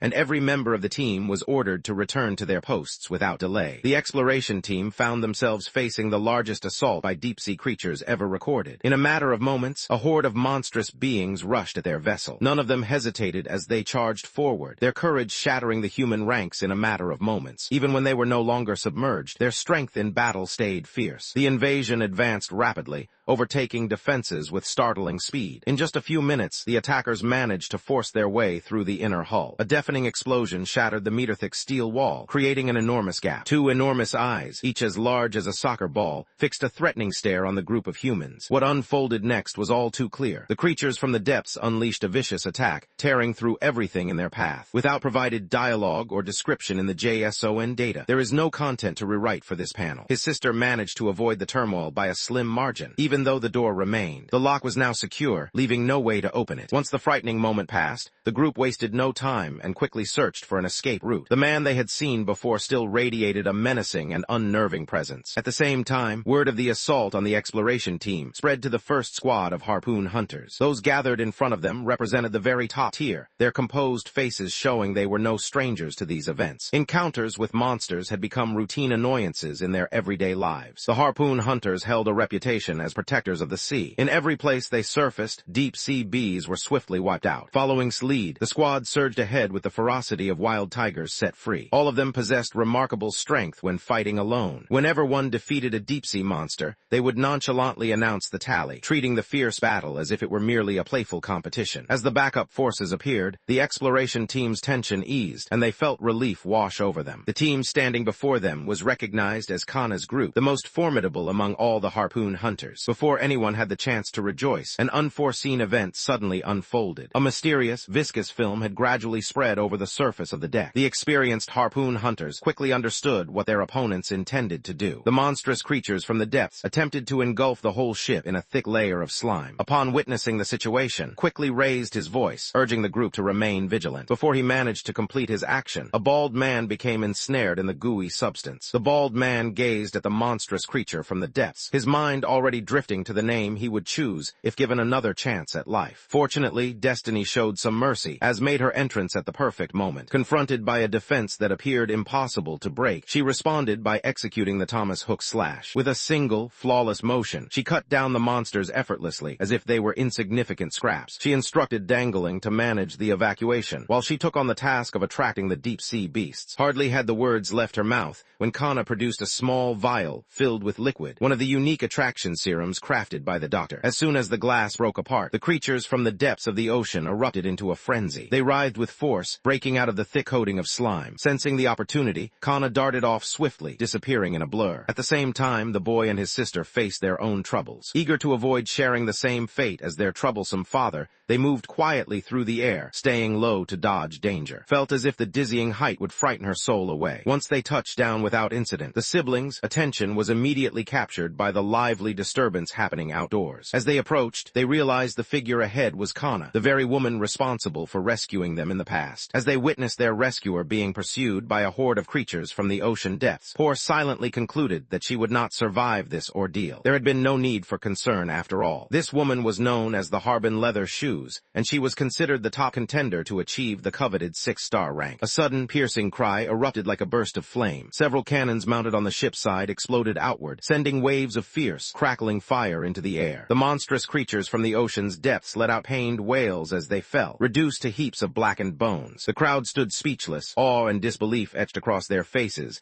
as a single realization echoed in their minds. This was Kana, the famed harpoon hunter with 3 stars. Despite being the cause of the massacre, the woman's face remained perfectly expressionless, responded with a sly grin, quietly remarking to himself that she was a woman without compassion. After their initial surprise wore off, the villagers started to call out's name, their voices rising together in celebration. The sound of their joyful shouts rolled over the waves, resembling a harmonious song of praise. Lifted her weapon with deliberate grace, resembling a divine figure responding to the hopes of those who revered her. At the same time, the 2 young fugitives were being hunted across the desolate landscape of the post-apocalyptic world. Several years earlier, their father had injured a Union officer's arm in the process of protecting Kana. The officer's resentment had simmered quietly from that day forward. Now that their father was gone, the officer seized his chance for revenge. Kana appeared at the perfect moment, rescuing the siblings yet again. Ultimately, with the help of their teammates providing protection, they managed to flee safely and later found themselves at a sanctuary known as. Years slipped by almost unnoticed, and transformed from a child into a young man. Guided by instruction, he learned the ways of a warrior. On this day, much like any other, he participated in the dive depth assessment. Through relentless practice, he had developed the ability to remain underwater without breathing for an impressive 6 hours. Unlike the rest, who struggled to dive even as deep as 100 meters with their equipment, was able to descend to an astonishing depth of 300 meters. In an effort to remain unnoticed, he nonchalantly chose a place where he could look around. The very first action he took was to remove the plaque from the door, knowing that the marker served as evidence of diving depth and often symbolized a significant achievement. Just then, a salmon glided through the water. Spotting his meal ahead, he moved toward it with the eager focus of a dog following a trail. Right as he prepared to deliver the blow, without warning, a mysterious creature sprang out from a pipe close by. He sensed an undeniable warning in his gut, certain that whatever lingered at his back was far too dangerous to challenge. He instantly knew what the animal was. Before him was the infamous ruler of ocean poisons, a deadly sea snake. The snake ignored completely, choosing instead to sink its fangs into his meal. When Porter caught sight of those sharp, menacing teeth, he realized that just one bite could easily be fatal. Confronting an opponent of such strength only fueled his determination to compete even harder. The poisonous serpent, unable to endure the bold stare any further, sprang into action. Its massive jaws gaped wide as it struck toward him with sudden force. At this point, had been submerged beneath the surface for more than 60 minutes. Meanwhile, The examiner standing on the shore became increasingly anxious, suspecting that the young swimmer was likely lost forever. In the following moment, they quickly filled a glass with water and took a drink. Everyone stared in shock as he appeared, carrying a huge venomous sea snake draped over his shoulders. The crowd quickly erupted with admiration, impressed by his bravery in defeating such a perilous animal. Experienced a surge of quiet pride that she couldn't quite hide. The instructor warned the student not to become overconfident, reminding them that this was merely a diving assessment rather than a hunting evaluation. The instructor then requested to see the student's depth plate. The character warned against panicking before revealing that they had reached a score of 301. As soon as those words left his mouth, his cheerful expression stiffened. All at once, he realized he had left the depth plate behind during his struggle with the snake. Just as the conversation hung in the air, a sudden uproar sounded in the distance, interrupting them both. A remarkable ancient artifact had been unearthed by someone. The examiner's attention shifted away from without hesitation. Discoveries like these were rare and precious, considered the most valuable of all treasures. Before Earth was swallowed by water, humans had prepared these supply crates, filling them with medicine, clothing, and other vital necessities. The underwater ruins that lay just below the shelter concealed mysterious blind boxes, remnants from the ancestors of humanity. Each box held supplies of different levels, waiting to be discovered. Gus came back to the village carrying heaps of treasure. The villagers observed his return, noticing how the chief commended his success and presented him with a generous reward. Motivated by dreams of wealth, the group themselves to explore the mysterious depths of the ocean, not realizing that danger awaited them beneath the waves. Based on the dark look on the chief's face, it was clear something ominous was about to happen. He obviously kept mysteries hidden within himself. The divers quickly discovered where the ancient relics were hidden. The two noticed the tidy room and understood that no one else had arrived before them. Although Gus searched carefully, he couldn't find anything of real worth. It was all insignificant compared to the treasures he had discovered in the past. Once they had thoroughly searched the area, the group ultimately chose to take a washing machine with them. Just as they prepared to lift it, a metal rod suddenly pierced through the shadows, impaling one of them without warning. As soon as one of the survivors caught a glimpse of the assailant's face, Ma became motionless, her breath shallow and uncertain. Another diver appeared before them, yet his oxygen mask lay in pieces, making it impossible for any ordinary person to survive at such depths. Metal clashed violently beneath the water's surface, the noise ringing out until both fighters finally fell, their bodies surrounded by spreading crimson. The enigmatic silhouette hauled the lifeless forms into the shadows, leaving the previously peaceful seabed shrouded in an unsettling quiet. At sunrise the following morning, was summoned to begin training. However, a loud commotion from a group of people close by soon captured his focus. As approached, a wave of nausea hit him so hard that he almost lost the previous night's meal. The villagers exchanged hushed words, questioning whether the creature before them was truly a monster from the deep. To their shock, what they saw resembled a human leg. The sight led them to suspect that the beast had devoured a person. They chose to cut the object into smaller parts before throwing it back into the sea. As soon as a harpoon pierced its side, the creature jerked abruptly and thrashed about with intense, wild movements. Panic swept through the crowd, sending people scattering in every direction. The village chief alone did not move, his face revealing no emotion. With a steely gaze and unwavering focus, he grasped the harpoon and drove it downward multiple times, each thrust precise and unnervingly calm. At last, the creature came to a complete halt, moved ahead, his curiosity clear as he wondered aloud if what they had seen was truly a creature from the ocean's depths. The chief firmly rejected the accusation, insisting that the village harbored no deep-sea monsters, only the occasional oddly shaped fish that washed up dead. Influenced by the chief's composed but cunning manner, the villagers gave up their objections, though hesitation lingered in their eyes. The following day brought yet another unusual event. As hung the laundry, an unexpected shiver raced along her spine. She spun on her heel and noticed a diver waiting behind her. The man walked toward her at a careful, deliberate pace. The man tore off his helmet, revealing blood seeping from the edge of his lips, a silent confession that his life was slipping away. Upon recognizing Uncle, hurried over to help steady him. Noticing the severity of his injuries, she quickly sought assistance from Ron. Before she managed to walk any farther, seized her arm with a firm grip, was urged to leave immediately, as a hidden danger lurked below. The area was swarming with hundreds of deep-sea bees, making it unsafe for her to remain. At the same time, joyful sounds and laughter echoed throughout the village, a sharp contrast to the terrifying danger hidden below the surface of the sea. As soon as received the news, he immediately brought his sister to the home of the village chief. The chief chief stood firm, denying the existence of any creatures from the deep and refusing to shut down the harbor. He explained that, in the past, a group of divers had deliberately started misleading stories so they could keep all the treasures hidden from everyone else. He also mentioned that the previous year, some members of the group had fought and ended up killing one another because they couldn't agree on how to divide the loot. Upon learning this, uncertainty spread among the villagers. The thought of a closed harbor meant that none of the treasure divers would make it out alive. However, when spoke next, uncertainty spread through the group all over again. The character wondered if someone facing death would choose to be dishonest and questioned whether Uncle would have endangered himself merely to mislead them. As the heated debate continued, 3 unfamiliar faces suddenly entered the room, offering to descend and investigate the matter personally. The trio presented themselves as Jocko and Tai. Hunters armed with harpoons came from the distant city known as. Upon hearing those remarks, the audience drew in a collective breath, stunned by the revelation, shifted his gaze in their direction, and observed an odd detail. Their shoulders showed no signs of having endured combat. A lack of a mark indicated that the person had yet to participate in an actual hunt. After considering the offer for a moment, Porter made up his mind to accompany them on their journey. Moved by his bravery, advanced toward him, and swiftly pressed her lips to his cheek in a brief kiss. Kana and stood motionless, their bodies rigid with shock as the unexpected sight rendered them speechless. The following morning, the team, now completely prepared, climbed aboard the submarine as one unit to begin their journey. At that moment, his sister spoke softly to Kana, wondering why she hadn't tried to prevent him, and expressing her fear that terrifying creatures might actually live in the depths of the sea. Kana responded with composure, understanding that this challenge was necessary for his personal growth. The group pressed onward into the heart of the ancient ruins, each member fueled by a unique motivation that brought them to this place. Before much time had passed, pieces of wreckage tumbled down and sealed off the submarine's route. With no other options available, they put on their diving suits and pressed on with their journey by walking. In order to quicken their pace, the group chose to divide themselves into pairs, making a plan to meet again after half an hour. As they continued deeper into the darkness,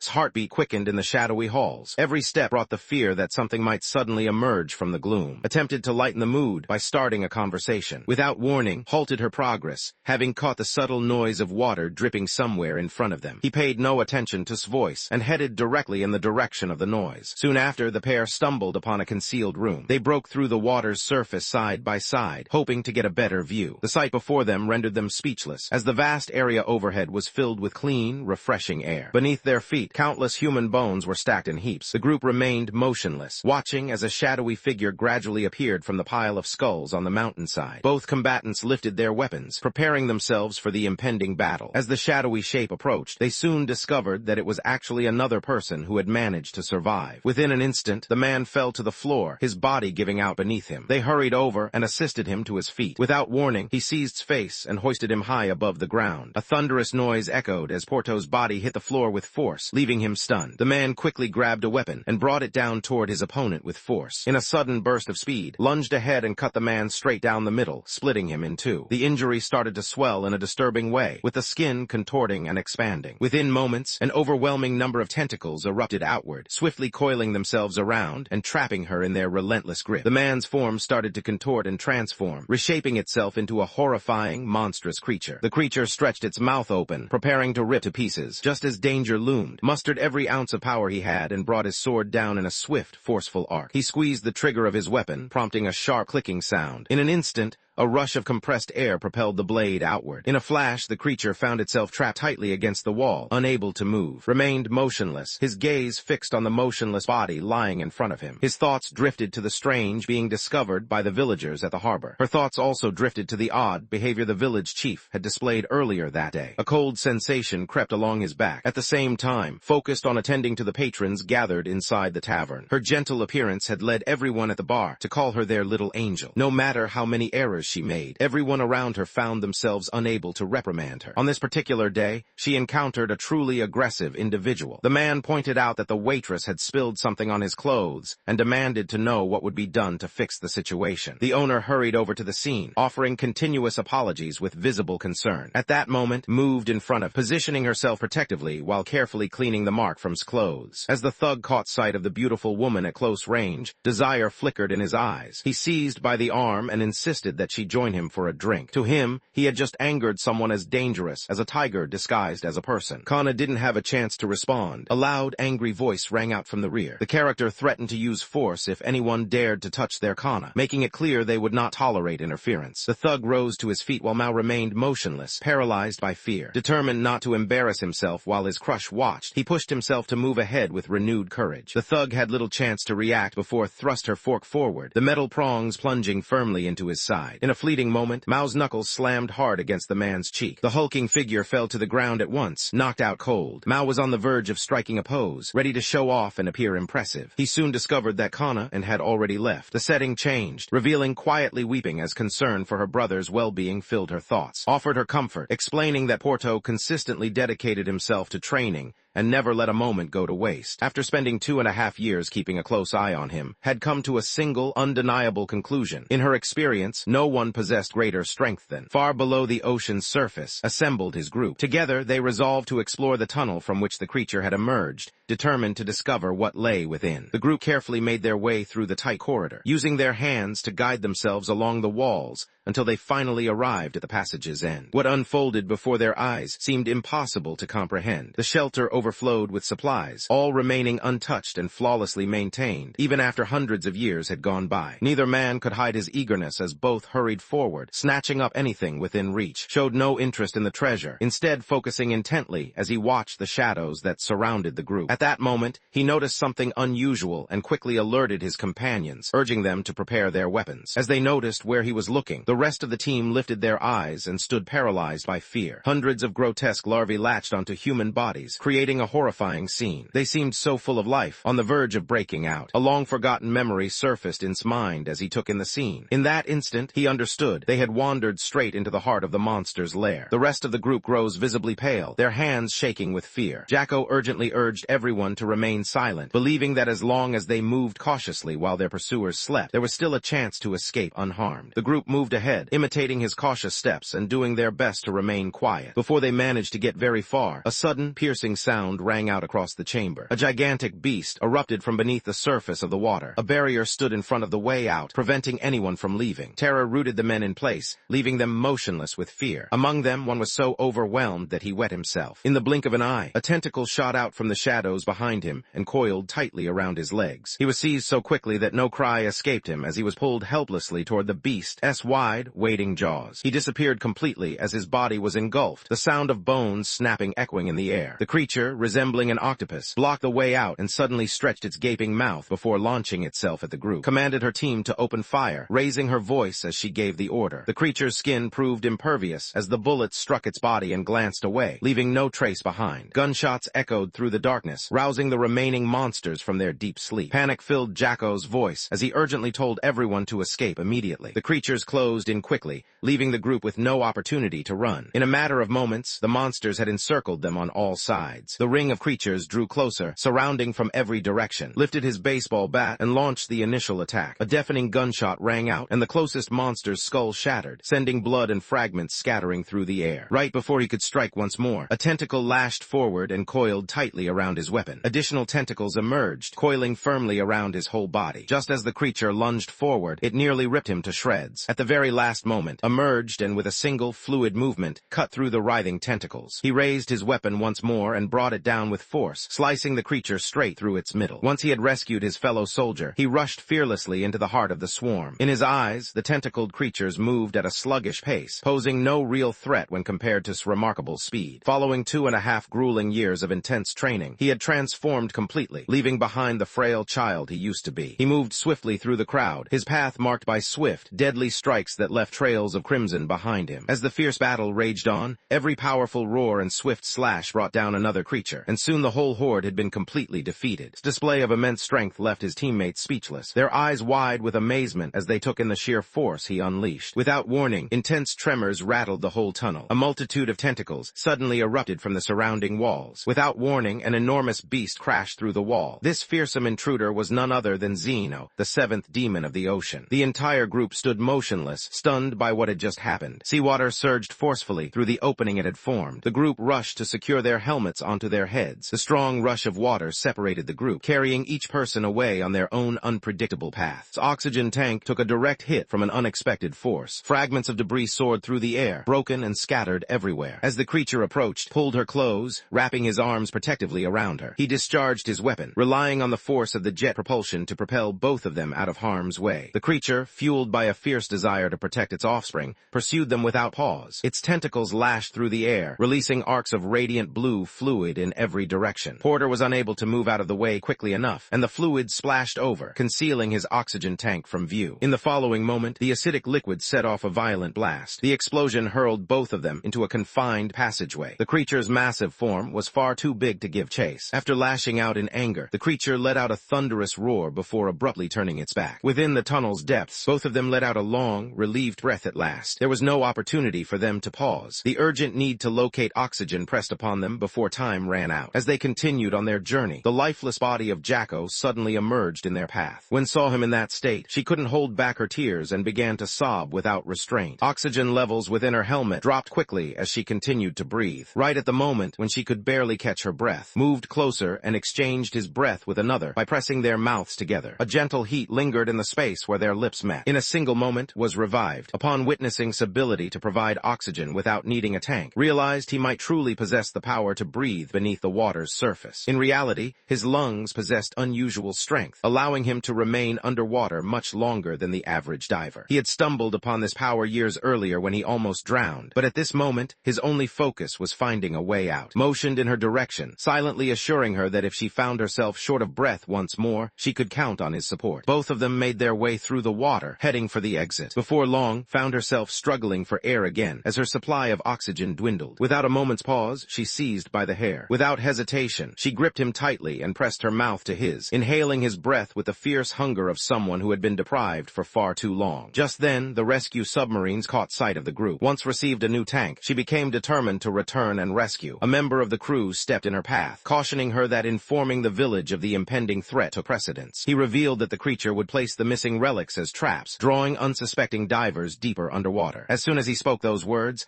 a cold shiver swept through the group, leaving everyone uneasy. Suddenly, an enormous silhouette loomed before their eyes. The pilot wasted no time, quickly accelerating the submarine to its maximum speed in a desperate attempt to reach the surface. Collard moved with incredible speed, its tentacles swiftly coiling around the submarine before anyone could react. With a forceful motion, the creature hurled the submarine downward, crashing it into the remains of the structure beneath. The force of the collision caused all three people inside the vehicle to lose consciousness. Noticing the absence of any motion, Collar pivoted and propelled himself swiftly up toward the surface. In just a few moments, it entered the open harbor with sparkling clear water. That day, it arrived with a single purpose: to seek vengeance for the loss of its young. Terror swept through the villagers as they fled, their screams echoing throughout the settlement. Anyone who couldn't escape fast enough was quickly grabbed. The entire thing was consumed in a single gulp. News of the assault reached the village chief. He believed Collard would eliminate Scroop and allow the village to remain calm for some time. However, the unexpected reappearance of the monster shattered everything he had carefully prepared. As disorder erupted nearby, noticed the commotion. At the same time, Mao, accompanied by a group of determined young villagers,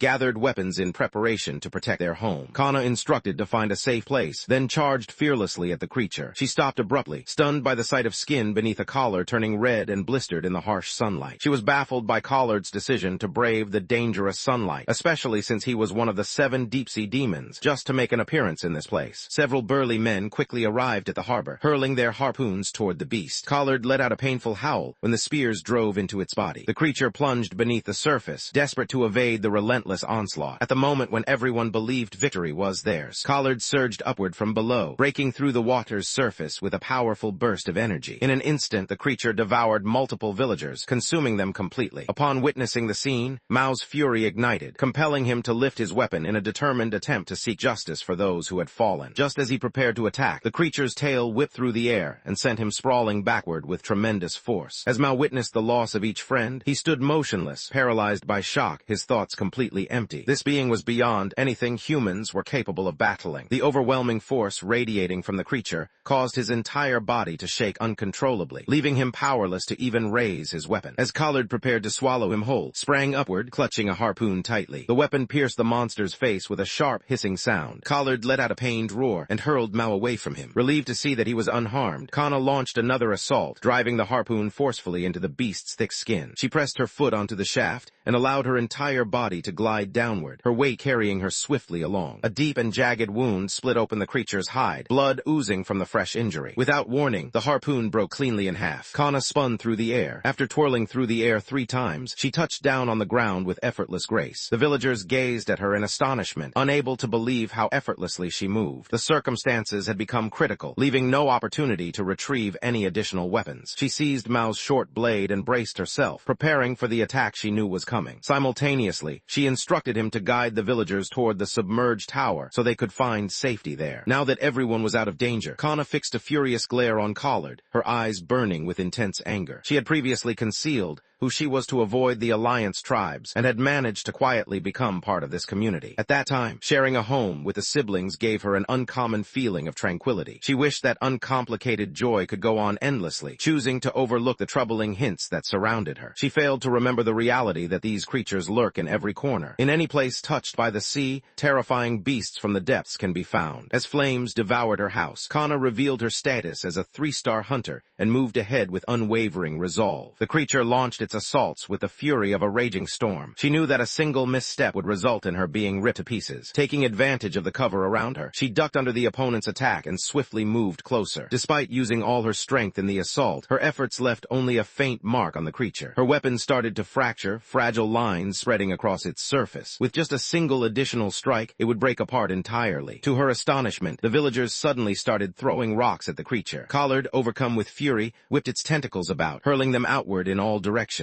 Upon witnessing the situation, let out a fierce roar, hoping to redirect the creature's focus toward her. In the blink of an eye, multiple luminous bubbles burst forth from the creature's limbs and sped directly at her. She reacted too slowly to avoid the attack. The acidic fluid exploded across her body, eating away at both her protective gear and her skin. She barely had a moment to catch her breath before a second tentacle struck her with force. The force of the blow sent her flying across a great distance, smashing through several houses until she eventually landed on the ground. Amid the shattered remains, she lay battered and covered in blood. With determination burning in her eyes, she gritted her teeth and commanded her aching body to rise. In her mind, she refused to give in, telling herself that this was not the place to collapse. She had to push herself to stand and keep going. The creature stretched its mouth as far as it could, preparing to swallow her in one gulp. A sudden gunshot rang out, cutting sharply through the turmoil. Stood, revived from the abyss, having come back to life. When he caught sight of his burning village, he seized his weapon and rushed fearlessly toward the heart of the conflict. D. Porter squeezed the trigger, sending a barrage of bullets hurtling toward Collard. As the creature turned its attention elsewhere, he launched his weapon directly toward it. At that exact instant, fueled by determination alone, Kana pushed herself to her feet and rushed forward. With the hunter's blade in her grasp, she unleashed a barrage of precise attacks, slicing through the creature's tentacles one after another. Collard let out a piercing scream of pain, while crimson droplets splattered over the wooden planks of the docks. Just when it seemed like the fight had ended, the creature unexpectedly spun around and lunged directly at the gathered crowd. Kana urgently called for the creature to be forced back into the ocean, prioritizing the villagers' safety above all else. Squeezed the trigger once more, sending a burst of gunfire that briefly illuminated the whole harbor with a glare of the muzzle. As bullets poured down from above, the monster veered in a new direction. Despite its efforts, the village overflowed with people. No matter where the creature moved, villagers were either trampled beneath it or consumed by its hunger. The creature sprang forward, aiming directly at the 2 frightened kids, darted ahead and shoved the boy aside. In the blink of an eye, the creature's mouth snapped shut, trapping her within its teeth. A sharp cracking sound echoed through the air. She slipped powerlessly into the creature's throat, disappearing as it consumed her entirely. After witnessing his sister being swallowed whole, his mind snapped. Overcome by anguish, he gave a wild scream and took off in desperate pursuit of the monster. Out on the vast ocean, the deep ones held absolute power. Collard lashed out with a tentacle, the movement swift as a bolt of lightning, and the force of the blow hurled through the air. With a thunderous growl, the creature dove headfirst into the darkness beneath it, stood frozen, powerless to do anything, while the shadow slowly disappeared into the depths of darkness. As he slipped out of consciousness, scattered memories began to resurface in his mind. The day his sister entered the world, he gazed at the fragile newborn, uncertainty and nervousness making his hands shake. Their mother's eyes remained closed forever. From that moment on, held responsible for their mother's passing, convinced that their mother might have survived if had never entered the world. In that moment, watching her put herself in danger to protect those around her, he understood that hating evading her was impossible for him. She possessed a beauty that mirrored that of their mother. Following his sister's death, wandered aimlessly through his days, his mind clouded with grief. Deep down, he clung to the belief that his strength should have been enough to keep her safe. He only understood the depth of his helplessness when he watched a monster consume her right in front of him. Fortuitously, Kana intervened just in time, preventing him from breaking down completely. At that moment, both of them became united by a single purpose, tracking down the creature and destroying it completely. At the same time, the village chief gathered the remaining villagers, encouraging them to start restoring their homes. Many people were brought to tears as they listened to his heartfelt words, while the sound of clapping filled the air. Unexpectedly pushed his way through the gathering of people. He let out an angry yell and struck the chief so hard that the man collapsed onto the floor. He bellowed in outrage, accusing them of knowing all along that Collard dwelled below. He demanded to know why they had hidden the truth and questioned their reasons for sacrificing villagers to satisfy the creature's hunger. The chief dropped to his knees, his body shaking with fear. He insisted that he had been unaware of the situation, claiming that his only intention was to help the village thrive. Confusion and desperation filled him as he wondered why everyone was holding him responsible. Several villagers hurried over, attempting to prevent from striking him once more. A shrill sound suddenly sliced through the disorder. A recording of the chief's conversation with his echoed from the loudspeaker. The man's trembling voice revealed his struggle, as he admitted he could no longer bear sacrificing innocent people for only a brief period of safety. Whenever the monstrous creature of the deep consumed its prey, it grew tranquil for a short time. Because of this, the chief relied on the ancient relic beneath the ocean to attract more victims, sacrificing their lives to maintain temporary harmony. Anger surged through the crowd as they surged ahead, determined to punish the man who had tricked every one of them. The chief dragged himself along the dirt, gripping Sleg tightly as he pleaded desperately for forgiveness. Remained motionless, his emotions untouched. Toward the man responsible for his sister's death, he held no forgiveness in his heart. Instead, he simply recognized the pain of others who had also suffered the loss of someone dear. The crowd lifted their fists into the air once more. Suddenly, a voice rang out, causing everyone to stop in shock. The speaker revealed that the individuals Collard had taken were not dead, but alive. Quickly halted the crowd, eager to understand the man's intentions. He questioned what was meant by the word alive, clearly confused and demanding an explanation. Shaken by fear for his own safety, the village chief revealed all of his secrets. Collard hesitated as he explained that he never consumed his prey immediately. Instead, he kept them in a storage area resembling a food vault. He would deposit eggs within the bodies of his victims,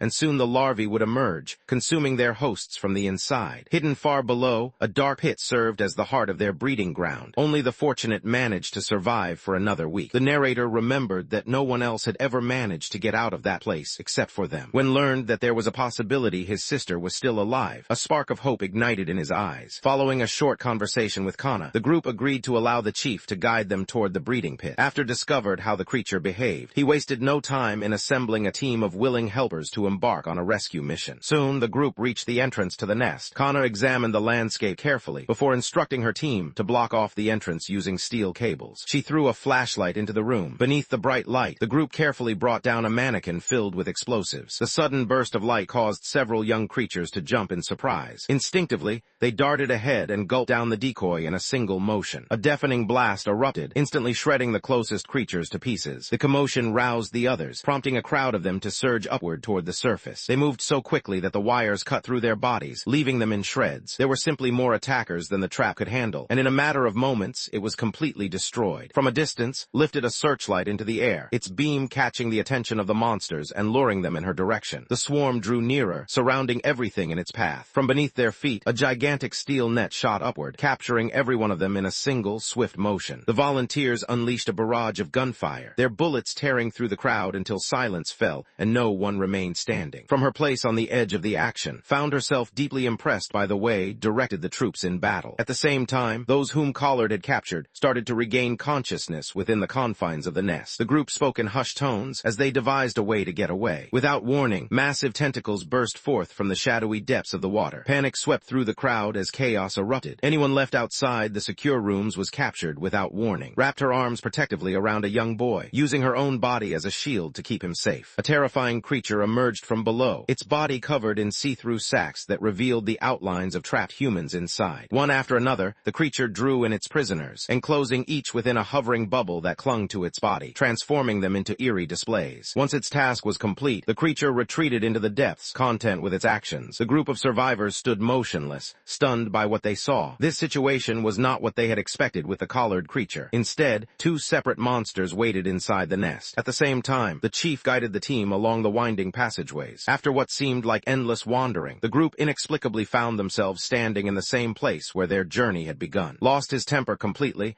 and nearly marched over to give the chief a piece of his mind, ready to confront him physically. At that moment, a deformed shark sprang out of the water and charged toward them. The chief let out a terrified scream when the creature's powerful jaws closed tightly around him. In an instant, and his companion moved as one, their coordinated attack severing the creature's head with a single, precise motion. Before anyone had a chance to recover, a towering iron gate appeared in the corridor ahead. The group paused in uncertainty when a mysterious boy emerged from the darkness. He insisted that his sole purpose for arriving was to guide them safely out of the maze. Following a brief, strained silence, and Kana looked at each other, silently agreeing to place their faith in him, at least temporarily. In another part of the compound, within the confines of the food vault, the imprisoned villagers felt utterly defeated, their hope completely gone. Each time the tentacles emerged, more individuals disappeared, resembling helpless animals lined up for butchery. Seeing the scene made recall moments from when she was a child. In those days, her brother faced every monster attack with unwavering courage, refusing to back down no matter what. She noticed a steel rod lying on the ground, and after a moment's hesitation, resolved to take a courageous action. Without warning, more tentacles burst upward from beneath. Panic swept through the villagers as they ran in all directions, each person driven by a frantic desire to stay alive. Instead of staying back, dashed ahead and called out loudly, trying to distract the creature so it would focus on her rather than the rest of the group. In a flash, someone seized her and hoisted her far above the ground. She clenched her jaw in determination and thrust the steel rod upward. The creature let out a deafening roar as it forcefully threw her down onto the earth. The force of the blow caused her to lose consciousness instantly. As the tentacles lunged toward her once more, a man burst onto the scene, colliding with the writhing limbs and swiftly dragging her out of harm's way. Upon witnessing the scene, the rest of the villagers rushed to arm themselves and quickly entered the battle. Shielding the children with their own bodies, the adults hesitated. Witnessing the youngsters' courage sparked a sense of shame. If the children dared to stand their ground, the grown-ups could not abandon them. Even if it meant sacrificing their own lives, they were determined not to let the monster escape without facing consequences. At the same time, the young man guided, and the rest of the group further into the depths of the underground shelter. When they discovered was still alive, a wave of relief swept over everyone, moved ahead and requested assistance from the leader in finding where the monster was hiding its nest. The bald man had already figured out why they had come. He realized that their goal was to rescue the villagers who had been taken prisoner. The survivors appeared on the monitors. Tears of happiness welled up in his eyes as he poured. The bald man tightened his hands into fists, determination evident in his posture. He offered his assistance, revealing that he, too, had personal motives for wanting to destroy the creature. He recounted how his ancestors had constructed this city along the cliffs long ago, seeking refuge from the devastation of the Great Flood. Despite the oceans overtaking the world, the survivors continued to endure in this place, holding on to hope that the planet would one day heal. The peace shattered when the monster appeared, ruthlessly destroying every person in its path. He managed to stay alive by concealing himself in the storage room. Under his direction, the group quickly arrived at their destination. The rim of the nest, the young man gestured toward the distance, indicating that what they sought would be found just past the final gate. As soon as they turned their heads, a stunned silence swept over the group, leaving each person motionless with surprise. The submarine they expected to find resting on the ocean floor was instead positioned directly in front of them. Two members of the crew hung lifelessly, bound against the side of the ship. Felt a sudden surge of warning deep inside her. Every sense urged her to retreat. Certain danger was waiting ahead. No one had a chance to respond before collars suddenly swooped down from overhead. Simultaneously, the rescue team stationed above ground faced an unexpected attack. However, everyone managed to escape unharmed, urgently instructed to prioritize releasing the prisoners before doing anything else. Determined to protect the others, he prepared to face the threat alone. Kana glared at Collard, the creature responsible for consuming. Overcome with rage, Kana lunged forward in a fierce attack. Her blades moved with the speed of a thunderstorm, cutting each of the creature's tentacles apart in rapid succession. Despite his injuries and being trapped, Collard fought back fiercely, launching a desperate attempt to defend himself. Kana moved with remarkable agility, her actions swift and calculated as she deftly avoided danger. She seized a shattered beam from the bridge and brought it crashing down on the creature. Collard started to crumble as her unyielding blows continued to land. Kana sprang into action, swiftly slicing through the creature's neck and removing its head in one decisive motion. At the same time, the rescue team found themselves surrounded by a horde of freshly hatched creatures, and bursts of gunfire rang out from all sides. Amid the turmoil, the village chief, gripped by fear, attempted to slip away unnoticed. As he pushed the steel door open, he found a figure already waiting on the other side. It turned out to be Jocko. The chief stood motionless for a moment, then suddenly started yelling at him, his voice tinged with fear. Without warning, a change swept across his face, contorting his features. He let out a deep, animalistic yell as he lunged at the chief, knocking him to the ground and attacking fiercely. In less than 3 seconds, the man's life came to an abrupt end. Jocko struggled upright, his frame shaking uncontrollably,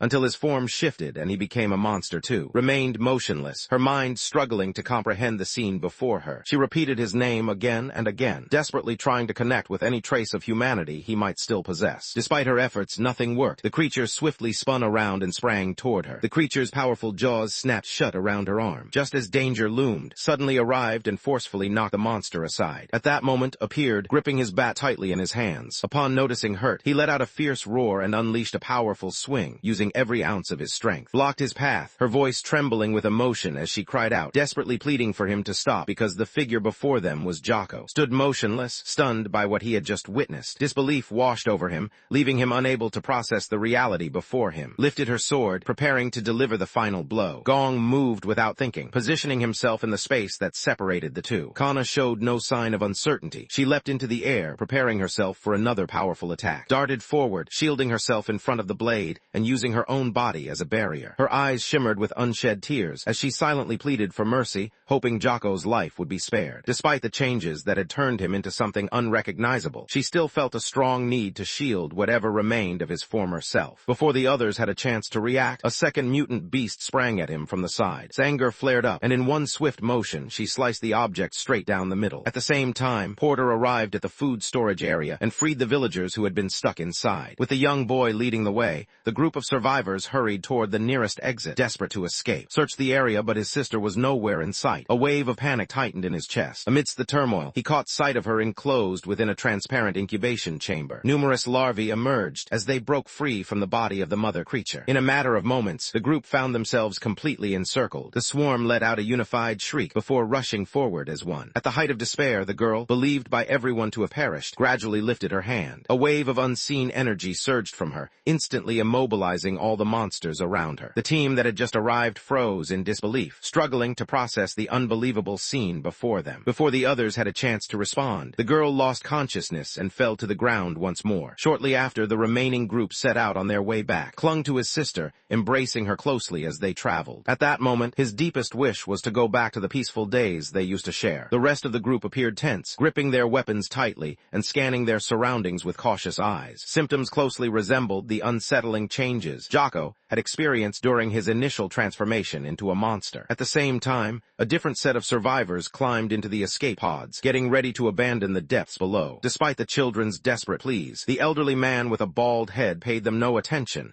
and decided to remain where he was. The years had taken their toll on his body, making it impossible for him to endure life above ground. All he hoped for now was that the two children would continue to survive. He carried the weight of one final task, seeking justice for the loved ones he had lost in this place, and ensuring that no creature would ever endanger the children in the future. Waves crashed through the walls of the shelter, carrying away all the remaining artifacts into the tunnels used for escape. The force of the blast rocked the pods with intense tremors, causing the two children to hold onto one another tightly. As the hatch slowly swung open, they emerged into an unfamiliar and extraordinary world. News traveled quickly through the village, prompting the townspeople to hurry toward the harbor. Upon learning of Collard's death, excited voices filled the harbor as people celebrated together. Those who had endured the depths of the ocean floor found themselves back in the arms of their loved ones, their joyful laughter mingling with tears of relief. After many years, happiness returned to the village, filling it with cheer once more. Kept quiet, gently embracing his sister while he moved away from the gathering of people. The villagers gazed on with puzzled expressions, quietly exchanging hushed words with each other. Before long, news of the real events beneath the waves circulated among the people. A wave of astonishment swept over everyone gathered there. Despite their lingering fears, the sight of valuable treasures rising to the surface captured their attention again, as their desire for riches quickly overshadowed any sense of danger. Later that evening, disagreements arose among the group as they debated how to handle the situation. Remained resolute, believing herself to be the last chance for humankind. She reminded reminded everyone that their survival was thanks to her actions. Posed a question that struck harder than any weapon could. She wondered aloud if, should ever become a creature like Jocko, it would be possible to end her life personally. After breaking free from the incubation pod, lost consciousness, and slipped into a profound coma. Throughout that period, her thoughts wandered aimlessly within the endless shadows. Within the emptiness, she repeatedly heard her name being called by a voice she recognized. Upon realizing the identity of the person before her, her eyes fluttered open again. His family believed that at last they would be able to resume their quiet and undisturbed way of living. That night, however, events took an unexpected turn. Who used to enjoy the taste of grilled fish now felt nauseous at the mere scent of it. Hunger burned within her, fierce and uncontrollable. Without hesitation, she seized a raw fish and bit into it hungrily. She relished the unfamiliar, raw taste. A strange aroma wafted into the atmosphere. She found herself moving involuntarily, unable to resist the powerful pull guiding her toward where the sensation originated. In the following instant, she reached her destination and was met with the sight of bodies strewn across the earth. She stopped in her tracks as the oddly sweet aroma of blood filled the air, sending a chill through her. Without warning, a large man emerged from the darkness and sent her heart skidding across the floor with a powerful kick. A group of thieves intended to steal the relics and keep them for their own use. Recognizing the threat she faced, summoned every ounce of her strength and resisted fiercely. Amid the turmoil, she sank her teeth into the man's hand. A metallic tang lingered on her tongue, causing a chill to race through her body. As the sensation grew stronger, her thoughts began to fade into a hazy confusion. Horror filled the man's eyes as he gazed ahead. The stories whispered in the shadows had proven to be real. Standing before him was the survivor who carried the infection. He laughed as he waved his bloodied hand in front of her face, mocking her without realizing that his actions had just determined his own downfall. The scent of blood shattered what little remained of her self-control. With a quick, fluid movement, she brought her arm through the air, severing his head in an instant. The rest of the group, gripped by terror, began shooting in all directions without aiming. Dashed forward with such speed that the shooters couldn't keep her in their sights. She became nothing more than a streak of motion before their eyes. With startling speed, a bandit had already collapsed to the earth, she herself to launch another attack. The village patrol suddenly stormed in, cutting her assault short. The bandits, overwhelmed by desperation, cried out in hopes that someone would come to their aid. As paused in uncertainty, one of the group spotted an opportunity and sprang toward her. As soon as the blade broke her skin, the injury started to contort unnaturally. From the open wound, a throbbing, fleshy growth began to emerge. The villagers recoiled in shock, their faces pale with fear as they hurriedly lifted their guns, hands trembling with alarm. Moved ahead, weaving through the crowd, and lifted her hand to signal everyone to halt. The character stepped forward, signaling for the others to keep their distance, determined to take control of the situation. They recognized that the girl before them had lost her humanity. Consumed by rage, let out a fierce roar and lunged directly toward her opponent. Swiftly raised her sword, its edge gleaming as it sliced through the air to intercept the oncoming blow. In an instant, the girl was knocked down, completely overpowered, leaned in close and assured that she would be quick, her voice barely above a whisper. She raised her sword, preparing to finish the fight with a single, decisive blow. Just as the sword was about to strike, rushed in and seized her arm, stopping the attack in its tracks. He paid no attention to yelling, and instead called out for his sister, his voice trembling with hopeless urgency. Wrapped his arms around, gripping her firmly while she tried to break free. Despite the pain of her teeth sinking into his skin, he stubbornly held on without releasing his grip. He continued to murmur gentle words, hoping to soothe her as she shook with fear. Gradually, he drew the dagger from his chest, his movements deliberate and steady. As he spoke gently, felt her anger slowly melt away, and the strange, throbbing marks on her skin gradually disappeared. Memories from her early years danced across her thoughts. On the day of her birth, her mother lost her life during childbirth. From that moment on, she devoted herself to meeting every expectation, hoping her efforts would finally win her family's affection. Now she found herself transformed into the very creature she once dreaded above all else, a monster. Emotions became too much for her to handle, and she collapsed into a fit of uncontrollable sobs, weighed down by an immense sense of guilt. Kana stood at a distance, clutching her weapon, her heart caught in a struggle between what she was supposed to do and the empathy she felt. Despite the risk that might have been infected, Kana found herself unable to end her friend's life. With options running out, her last glimmer of hope rested on tracking down Doctor. Following an extended period of quiet, Kana reached a decision. She planned to return to the Alliance, filled with resolve to rescue his sister from the mysterious illness of the deep sea. Took a moment to say his goodbyes to the people of the village. United in purpose, the group began their adventure in search of Doctor. The floating Alliance constantly moved across the vast sea, making it almost impossible for anyone to track it down amidst the endless waters. Kana had once been a member of their group, and she still recalled the paths they used to take. After 3 days passed, people from all parts of the ocean converged on, forming a bustling crowd. The settlement had earned a reputation as the final sanctuary for trade, where people exchanged goods and clung to life. The formidable union had secretly established a base in this location. In order to slip unnoticed into the alliance, decided to rely on a past debt owed by the leader of Triangle Port. Blondie, the beleaguered chief, shook his head in rejection. He was determined to avoid any additional complications in his already challenging situation. Everyone in Triangle Port followed an unspoken rule. Any favor received had to be returned. Many years earlier, Blondie owed his life to his father. Now, confronted by the son of the man who had once rescued him,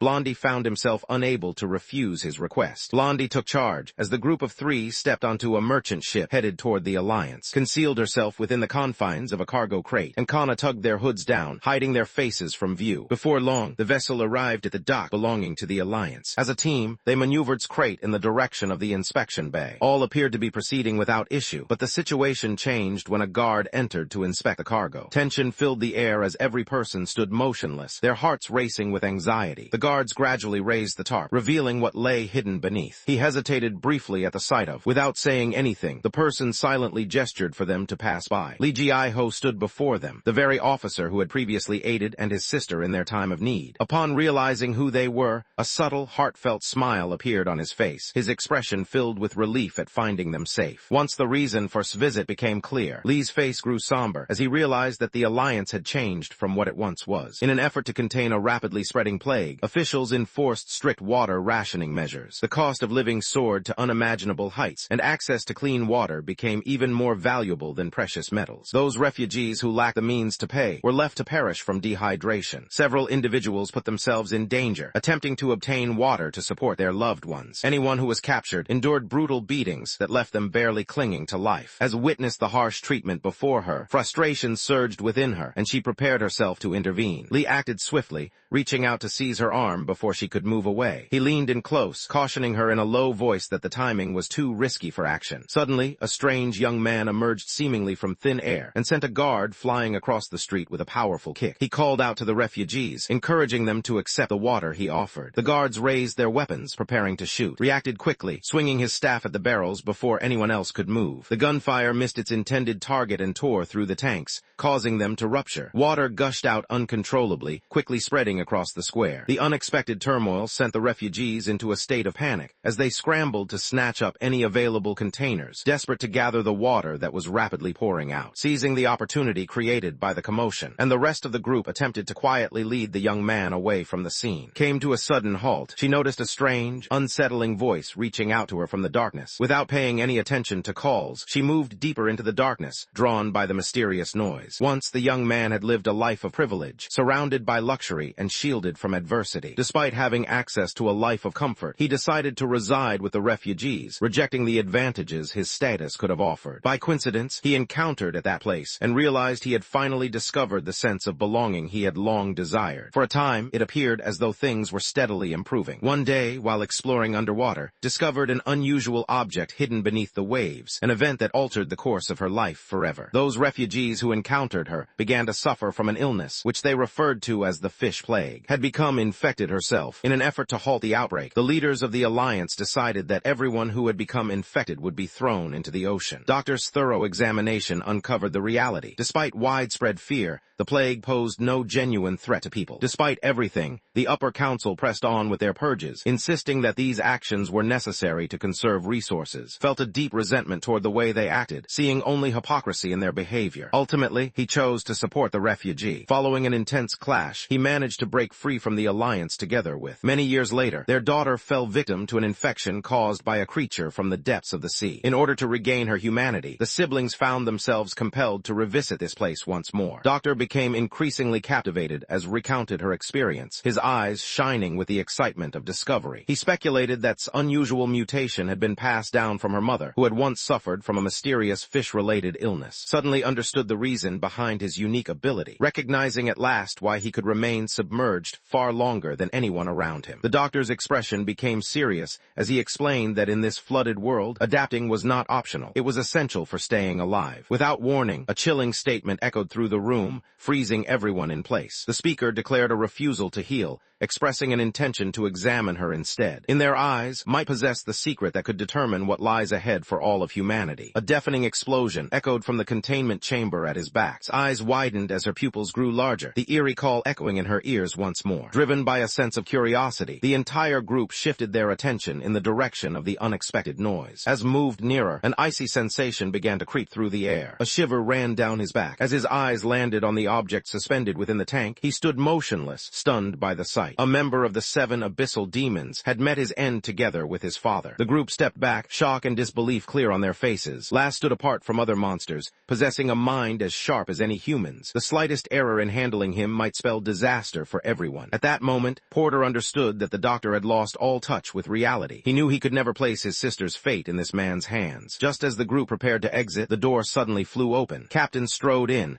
accompanied by an entire team of security officers. Amidst the turmoil, Dr. Curley pressed a syringe into Port's neck, delivering a tranquilizer that quickly pulled him under as darkness consumed everything. The captain gave a sly smile, assuring Kana to stay calm. He explained that he had no intention of causing trouble and simply wished to have a conversation. Facing overwhelming odds, Kana realized escape was impossible and reluctantly surrendered. A short time later, the pair found themselves by themselves on the deck, with the fierce wind from the sea swirling all around them. The captain expressed a clear desire for stability within the alliance and explained their intention to guide the hunters once more and bring back order. Riots among refugees were erupting in many places, and the people desperately searched for someone to inspire them, a symbol, a hero. Kana, the woman who had climbed her way out of the slums, stood as a living symbol of hope. In exchange, he promised that the doctor would exhaust every possible effort to heal, and that the family's honor would be reinstated. The following morning, Port slowly awakens from sleep. A recognizable, deep voice emerged from the darkness, offering a welcome as he stepped inside. As promised, the captain reinstated An's family name, officially recognizing them as heirs to the clan. This honor made them part of the ship's 10 prestigious shareholders responsible for overseeing food production. They experienced genuine luxury for the very first time. Stacks of apples, each valued at 10 gold bars, towered atop trays made of gleaming silver. The extravagant banquet served as a painful reminder, too, of the hungry refugees suffering beneath them. The idea that someone might lose their life over something as simple as a bottle of water was unbearable for him. After spending several quiet moments lost in thought, he finally decided it was time to approach Kana. While making his way, he unexpectedly crossed paths with Jun, his longtime rival whom he thought he would never encounter again. As soon as their gazes connected, took flight. Porter had changed. He was no longer the fragile child he had once been. In one swift motion, he forced down onto the ground, leaving him completely restrained. The chance to strike was his for the taking at that very moment. A firm, commanding voice suddenly broke the silence, prompting the family's butlers to move ahead. Had become the legitimate successor of the clan, and held a significant share in the alliance. If anyone dared to harm him again, they would soon discover consequences beyond anything they could have foreseen. Stood motionless, his features contorted by rising anger. Upon discovering that Kana had come back as well, he clenched his jaw tightly, struggling to contain his rage. At the same time, walked back into the room that had once been her sanctuary. Nothing had changed. The scene remained just as it always had been. Years had passed since she first planted the flowers, yet they continued to blossom vibrantly. A young man suddenly emerged behind her, shattering the quiet atmosphere. She spotted him right away, realizing he was the very boy responsible for causing the commotion at the docks. They shared a smile before starting a conversation together. With Jean guiding her, experienced her very first sunset. With determination shining in his eyes, he proclaimed his dream of becoming a harpoon hunter-like. His goal was not only to face mighty creatures of the sea, but also to stand as a guardian for those unable to defend themselves when peril appeared. At that instant, recognized a resemblance to her brother in him, and a subtle change stirred within her heart. Neither one realized what lay ahead. When their paths crossed again, they would find themselves destined to face each other as adversaries. In another location, approached Kana and insisted that she give back the harpoon that had once belonged to his father. He announced his decision to become a hunter, determined to safeguard those he loved. His gaze grew shadowed, sensing an unsettling presence aboard the ship. Kent Lass remained unbound, silently observing and biding his time. It was clear that if anyone relaxed their vigilance, that dangerous man would seize the opportunity to escape. His anxiety had a solid foundation, as he had personally witnessed the creature's remarkable cleverness. The creature, altered by mutation, possessed an extraordinary intellect, boasting an IQ of 270. Its tentacles shifted and transformed seamlessly, allowing it to imitate the appearance of a human. The creature figured out the way to open the chamber on its own. Once it broke free, the creature released a wave of wrath upon the world. To this being, humans were seen as nothing but helpless victims to be hunted. A team of harpoon hunters hurried back into the refugee sector, quickly sealing the heavy doors to block any pursuit. For a fleeting instant, they believed safety had finally found them. The creature, however, had already mastered operating the controls. As soon as the doors parted once more, the whole refugee camp transformed into a place where people were hunted. The squad of hunters approached with their weapons ready, prepared for whatever awaited them. Prone, filled with a fierce mix of anger and wounded pride, was determined to win back the title he had lost. He made a solemn promise to defeat the demon standing in his path, using his own strength. Before he had the chance to react, a massive claw descended from overhead and struck him. With just one powerful hit, he was slammed into the earth, lying completely still. The refugees felt their hope crumble, leaving only a sense of overwhelming despair. Panic swept through the crowd, their terrified voices echoing while they hurried toward the nearest way out. However, the gate stood firmly shut, secured under strict instructions from those in authority. Just in time, made his entrance at the scene. He ordered all the hunters to start shooting. Although the creature's hide was tough, the relentless hail of bullets eventually caused its skin to break and blood to seep out. Without warning, and made their way down from above, arriving side by side. With one powerful blow, the invincible tornado knocked the monster back, making it stumble away. The group worked together seamlessly, coordinating their actions perfectly as tentacles whipped out in all directions. Kana surged ahead, her weapon lifted above her head as she prepared to strike the decisive blow. A sudden gunshot echoed through the air. A bullet ripped through her, piercing flesh and bone. The creature spotted an opportunity and lashed out with its tentacle, flinging her violently to the other side of the battlefield. Hidden in the darkness, let his gun drop, smoke hurling from its barrel, his expression cold and resolute. Death for her was preferable in his eyes. She would then witness the moment when the girl reclaimed her role as a hero. Fall provided the creature with an opportunity. Seizing the moment, the beast unleashed a deafening roar and ripped its way past the boundary. As they watched the sea beast, the group had gambled everything for a chance at freedom. Its anger erupted with unstoppable force. She threw her weapon with the force and aim of a spear, sending it straight toward. The impact struck him hard, causing him to topple from the platform. Acting under the command of the Harpoon Corps, those involved in trading faced a sentence of execution. Her sword swept through the air in a swift motion, and moments later, his head dropped to the ground. The cost of seeking revenge proved too great. Overwhelmed by her severe injuries, Kana fell to the ground, unable to endure the pain any longer. In another part of the ruins, discovered Jin Jian's motionless form lying amidst the debris. After learning from a villager that he had lost his life at the hands of the upper ranks because he aided refugees, she felt something break deep within her. The hidden strength inside her surged to life. Light flickered beneath her skin, tracing the paths of her veins. Her heart pounded with unstoppable force, and a fiery anger rushed through her bloodstream. She burst into the Alliance Council chamber, her gaze fixed fiercely on the frightened officials. Outside, the released sea demon felt a surge of anger and sprang into the sky, heading straight for the hall. The creature seemed to move in perfect sync with her fury, its actions echoing her rage. With razor-sharp claws, it ripped through the gathered crowd, leaving destruction in its wake as the chamber was torn asunder. Under the harsh glare of the floodlights, terrified cries rang out while crimson streaks stained the surrounding walls. After finishing its task, the creature carefully gathered into its palm, shielding her with a gentle touch. Porter reached the scene at the crucial moment, witnessing the event unfold. He urgently warned to move away from the object. She gently shook her head, her tone steady as she reassured her brother that everything was fine. She explained that she could sense a presence surrounding her, offering protection. Without warning, someone dropped down from the sky. It was known as the Silver Hunter. With a single, fluid movement, she pulled away from the creature's hold. No longer held back by doubt, Porter let out a fierce roar and rushed forward with determination. The fight intensified as weapons met in a furious exchange. Crimson drops scattered through the air as the combatants struggled. In a decisive moment, unleashed a powerful blow that defeated the demon. As the debris cleared, he made his way unsteadily to stand beside his sister. Tears filled his eyes as he looked at her, relieved to see her in human form again. Despite the triumph, the wind felt empty. Countless bodies covered the ground, the supply of medicine had vanished, and the last pieces of the Alliance were falling apart. Kano lay motionless, still lost to the world after the fierce fight. In her urgency to rescue the girl, sought help from the Alliance's pharmacists, who were recognized as the twin merchants. Their request was unreasonable. They wanted to take charge of the entire city's water resources. In the submerged ruins of this world, water had become more precious than any treasure. Giving control to those who sought personal gain would simply throw the refugees back into turmoil. He swiftly came up with a strategy. He called together all the top officials for an urgent meeting. bleeding. In front of everyone, he announced his willingness to pay an outrageous amount for the medicine. His underlying warning stood out unmistakably. Those who seek to gain from the misfortune of others would ultimately forfeit all that belonged to them. The forcefulness of his tone echoed through the room, rumbling with an intensity that resembled a storm. The two merchant twins shook with fear, lowering their heads in a plea for mercy as they promised to give up all their goods without any conditions. With the help of the medicine, those who had been injured gradually started to heal. Kana, however, remained sound asleep. Deep within her thoughts, she encountered him once more. In her dream, she was at last able to express the feelings she had kept hidden deep inside for years. Despite understanding the truth, she couldn't help but let a gentle smile appear on her face, holding tightly to the delicate fantasy she wished could be real. At the same time, her unmoving body rested under the harsh glare of sterile, white lights in the real world. As underwent another transformation, scales glistened faintly under her skin. Her gaze grew shadowed and far away. She kept her secret from deciding to face her struggle in silence. Couldn't stop picturing the moment when the sea beast transformed into a human shape. The memory played over and over in her thoughts. A sudden realization washed over her. Instinctively, she lifted her arms while dark, twisting tendrils coiled around her body, merging seamlessly with her skin to form a protective, armor-like layer. She quietly resolved that, if humanity was out of reach for her, she would transform into a guardian monster to keep them safe. In another part of the world, stirred at last, her eyes fluttering open after remaining unresponsive for several days. Just then, stepped back into view, catching everyone's attention once again. The trio, Kana, and shared a heartfelt hug, their reunion taking place beneath the soft, muted light cast by the lamps along the ocean. As made her way back, stability gradually settled over the alliance. Activity filled the markets once more,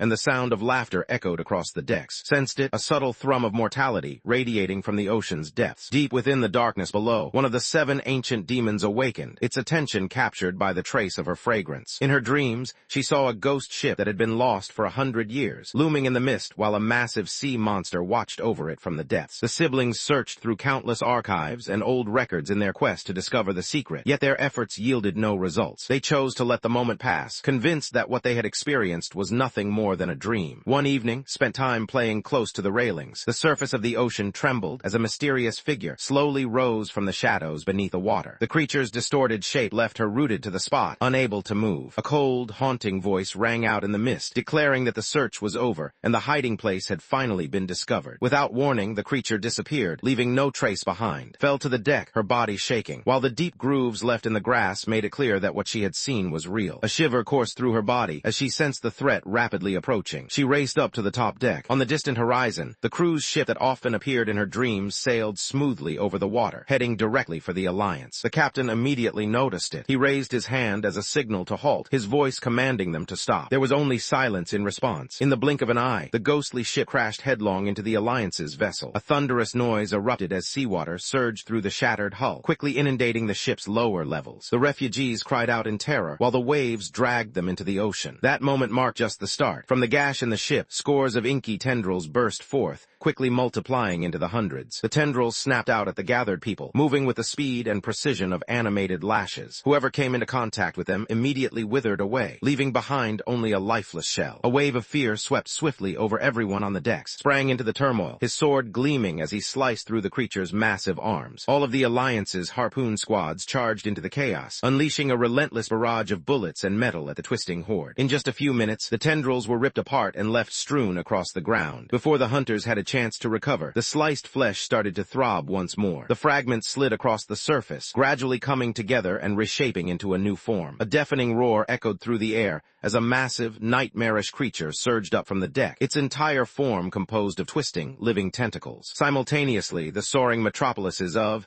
and came under attack from additional deep demons. Thus, the war of the abyss erupted once more. Of all 7 deep demons, the most frightening was the Devourer, who led the assault against the Alliance. The creature's armored shell rendered it immune to all physical attacks, leaving it utterly impervious to harm. The hunters found themselves powerless to defend against the threat. At that critical point, moved forward to face the beast. She stood her ground and declared her presence with determination, questioning whether she was the one being sought. Drawn by the sound of her voice, the creature turned its many unblinking eyes toward her and seized her, its grip icy cold. The creature moved forward with a steady, relentless pace, as remained firmly in place, refusing to back down. She understood the demon's purpose for arriving. If she hoped to shield humanity from harm, she would have no choice but to confront them, even at the risk of her own life. From his position on the deck, the captain observed the tense confrontation unfolding before him. Flamethrowers erupted as he yelled out the command. A deafening explosion shook the air as fire quickly consumed the entire ship. The creature let out a thunderous roar and brought its tendrils crashing down, splitting the ship cleanly in half. Plunged into the fiery sea alongside the beast. Without hesitating, she released a dove into the water, sending it after the girl. Only one could reign over the vast ocean. When the queen of the deep sea felt the stirrings of a new force, awakening, she dispatched one of her 7 fearsome demons with orders to destroy before her strength could increase. Had never desired power or a throne. Her only wish was for harmony to exist between people and the mysterious beings of the ocean depths. Paid no attention to her desperate request, declaring in a cold tone that a kingdom could be ruled by only one person. The creature extended its twisting tendrils toward, intent on consuming her flesh and blood. At that instant, launched a surprise attack from the rear. Before anyone had a chance to respond, a battered warship plummeted from the sky, slamming into the ground below. With tremendous force, the impact struck and sent it plunging far into the depths below. The strike landed with little effect, causing the creature almost no pain. The demon broke out of the debris with a furious roar and charged directly toward. Upon witnessing her brother face life-threatening perils, dormant abilities surged to life at last. She declared her intent to end her opponent's life with her own hands, her ocean blue eyes blazing fiercely. Its body healed at an unnatural speed, closing its injuries within mere moments. Seizing the moment when she faltered, the creature unleashed its tendrils once more, was unable to move out of the way in time, and the blow landed directly on her chest. Her form slackened as the brightness in her gaze slowly disappeared. Shouted the girl's name as he dashed forward, desperate to rescue her. A huge, twisting appendage surged up from below, cutting off his way forward. After being struck, the version of that had been hit started to fade away, transforming into a cloud of mist. It became clear that this was merely a decoy. The genuine had laced the object with poison. As took it in, its body started to deteriorate, the flesh dissolving and breaking down from the inside. Noticed the creature's body still moving, so she plunged her tendrils further into, drawing out every bit of flesh and blood until there was nothing left. At that moment, surged through the lower levels of the vessel. The enormous ship slowly started to lean as the force against it increased. Refugees lost their footing on the slick ground, tumbling into the swelling waters of the flood. The Alliance hovered dangerously close to collapse, surged up from beneath, her tendrils reaching out to grip the shattered hull as she worked quickly to close the expanding gap. Urgently called for a halt, insisting that the others retreat, warning that if they continued, they would be viewed as monsters. Offered a slight, reluctant smile, fully aware that retreat was no longer an option. The responsibility to rescue them rested solely on her shoulders, and she understood that doing so might force her to become the very thing they dreaded most. A surge of rebellious energy erupted from her, sending hundreds of tendrils shooting outward from her back. Within moments, they moved swiftly over the gap, covering it entirely. The immense pressure of the ship bore down upon her, making each inhale a painful struggle. Right as exhaustion threatened to bring her to her knees, a swarm of sea creatures erupted from the water's depths. They plunged into the submerged decks, using their bodies to expel the seawater as they moved through it. Gradually, the vessel regained its balance, strengthened the last weak spots, finishing the sealing process. With her energy spent, she slowly sank into the depths below. She leaned in with urgency, reaching out to grasp her hand. He shouted desperately, begging not to leave his side. The gentle sound of his voice prompted her eyelids to slowly lift. Without warning, she directed her tendrils to lash out at him. She understood that every creature from the ocean depths was pursuing her now. To shield humanity and safeguard the person dearest to her,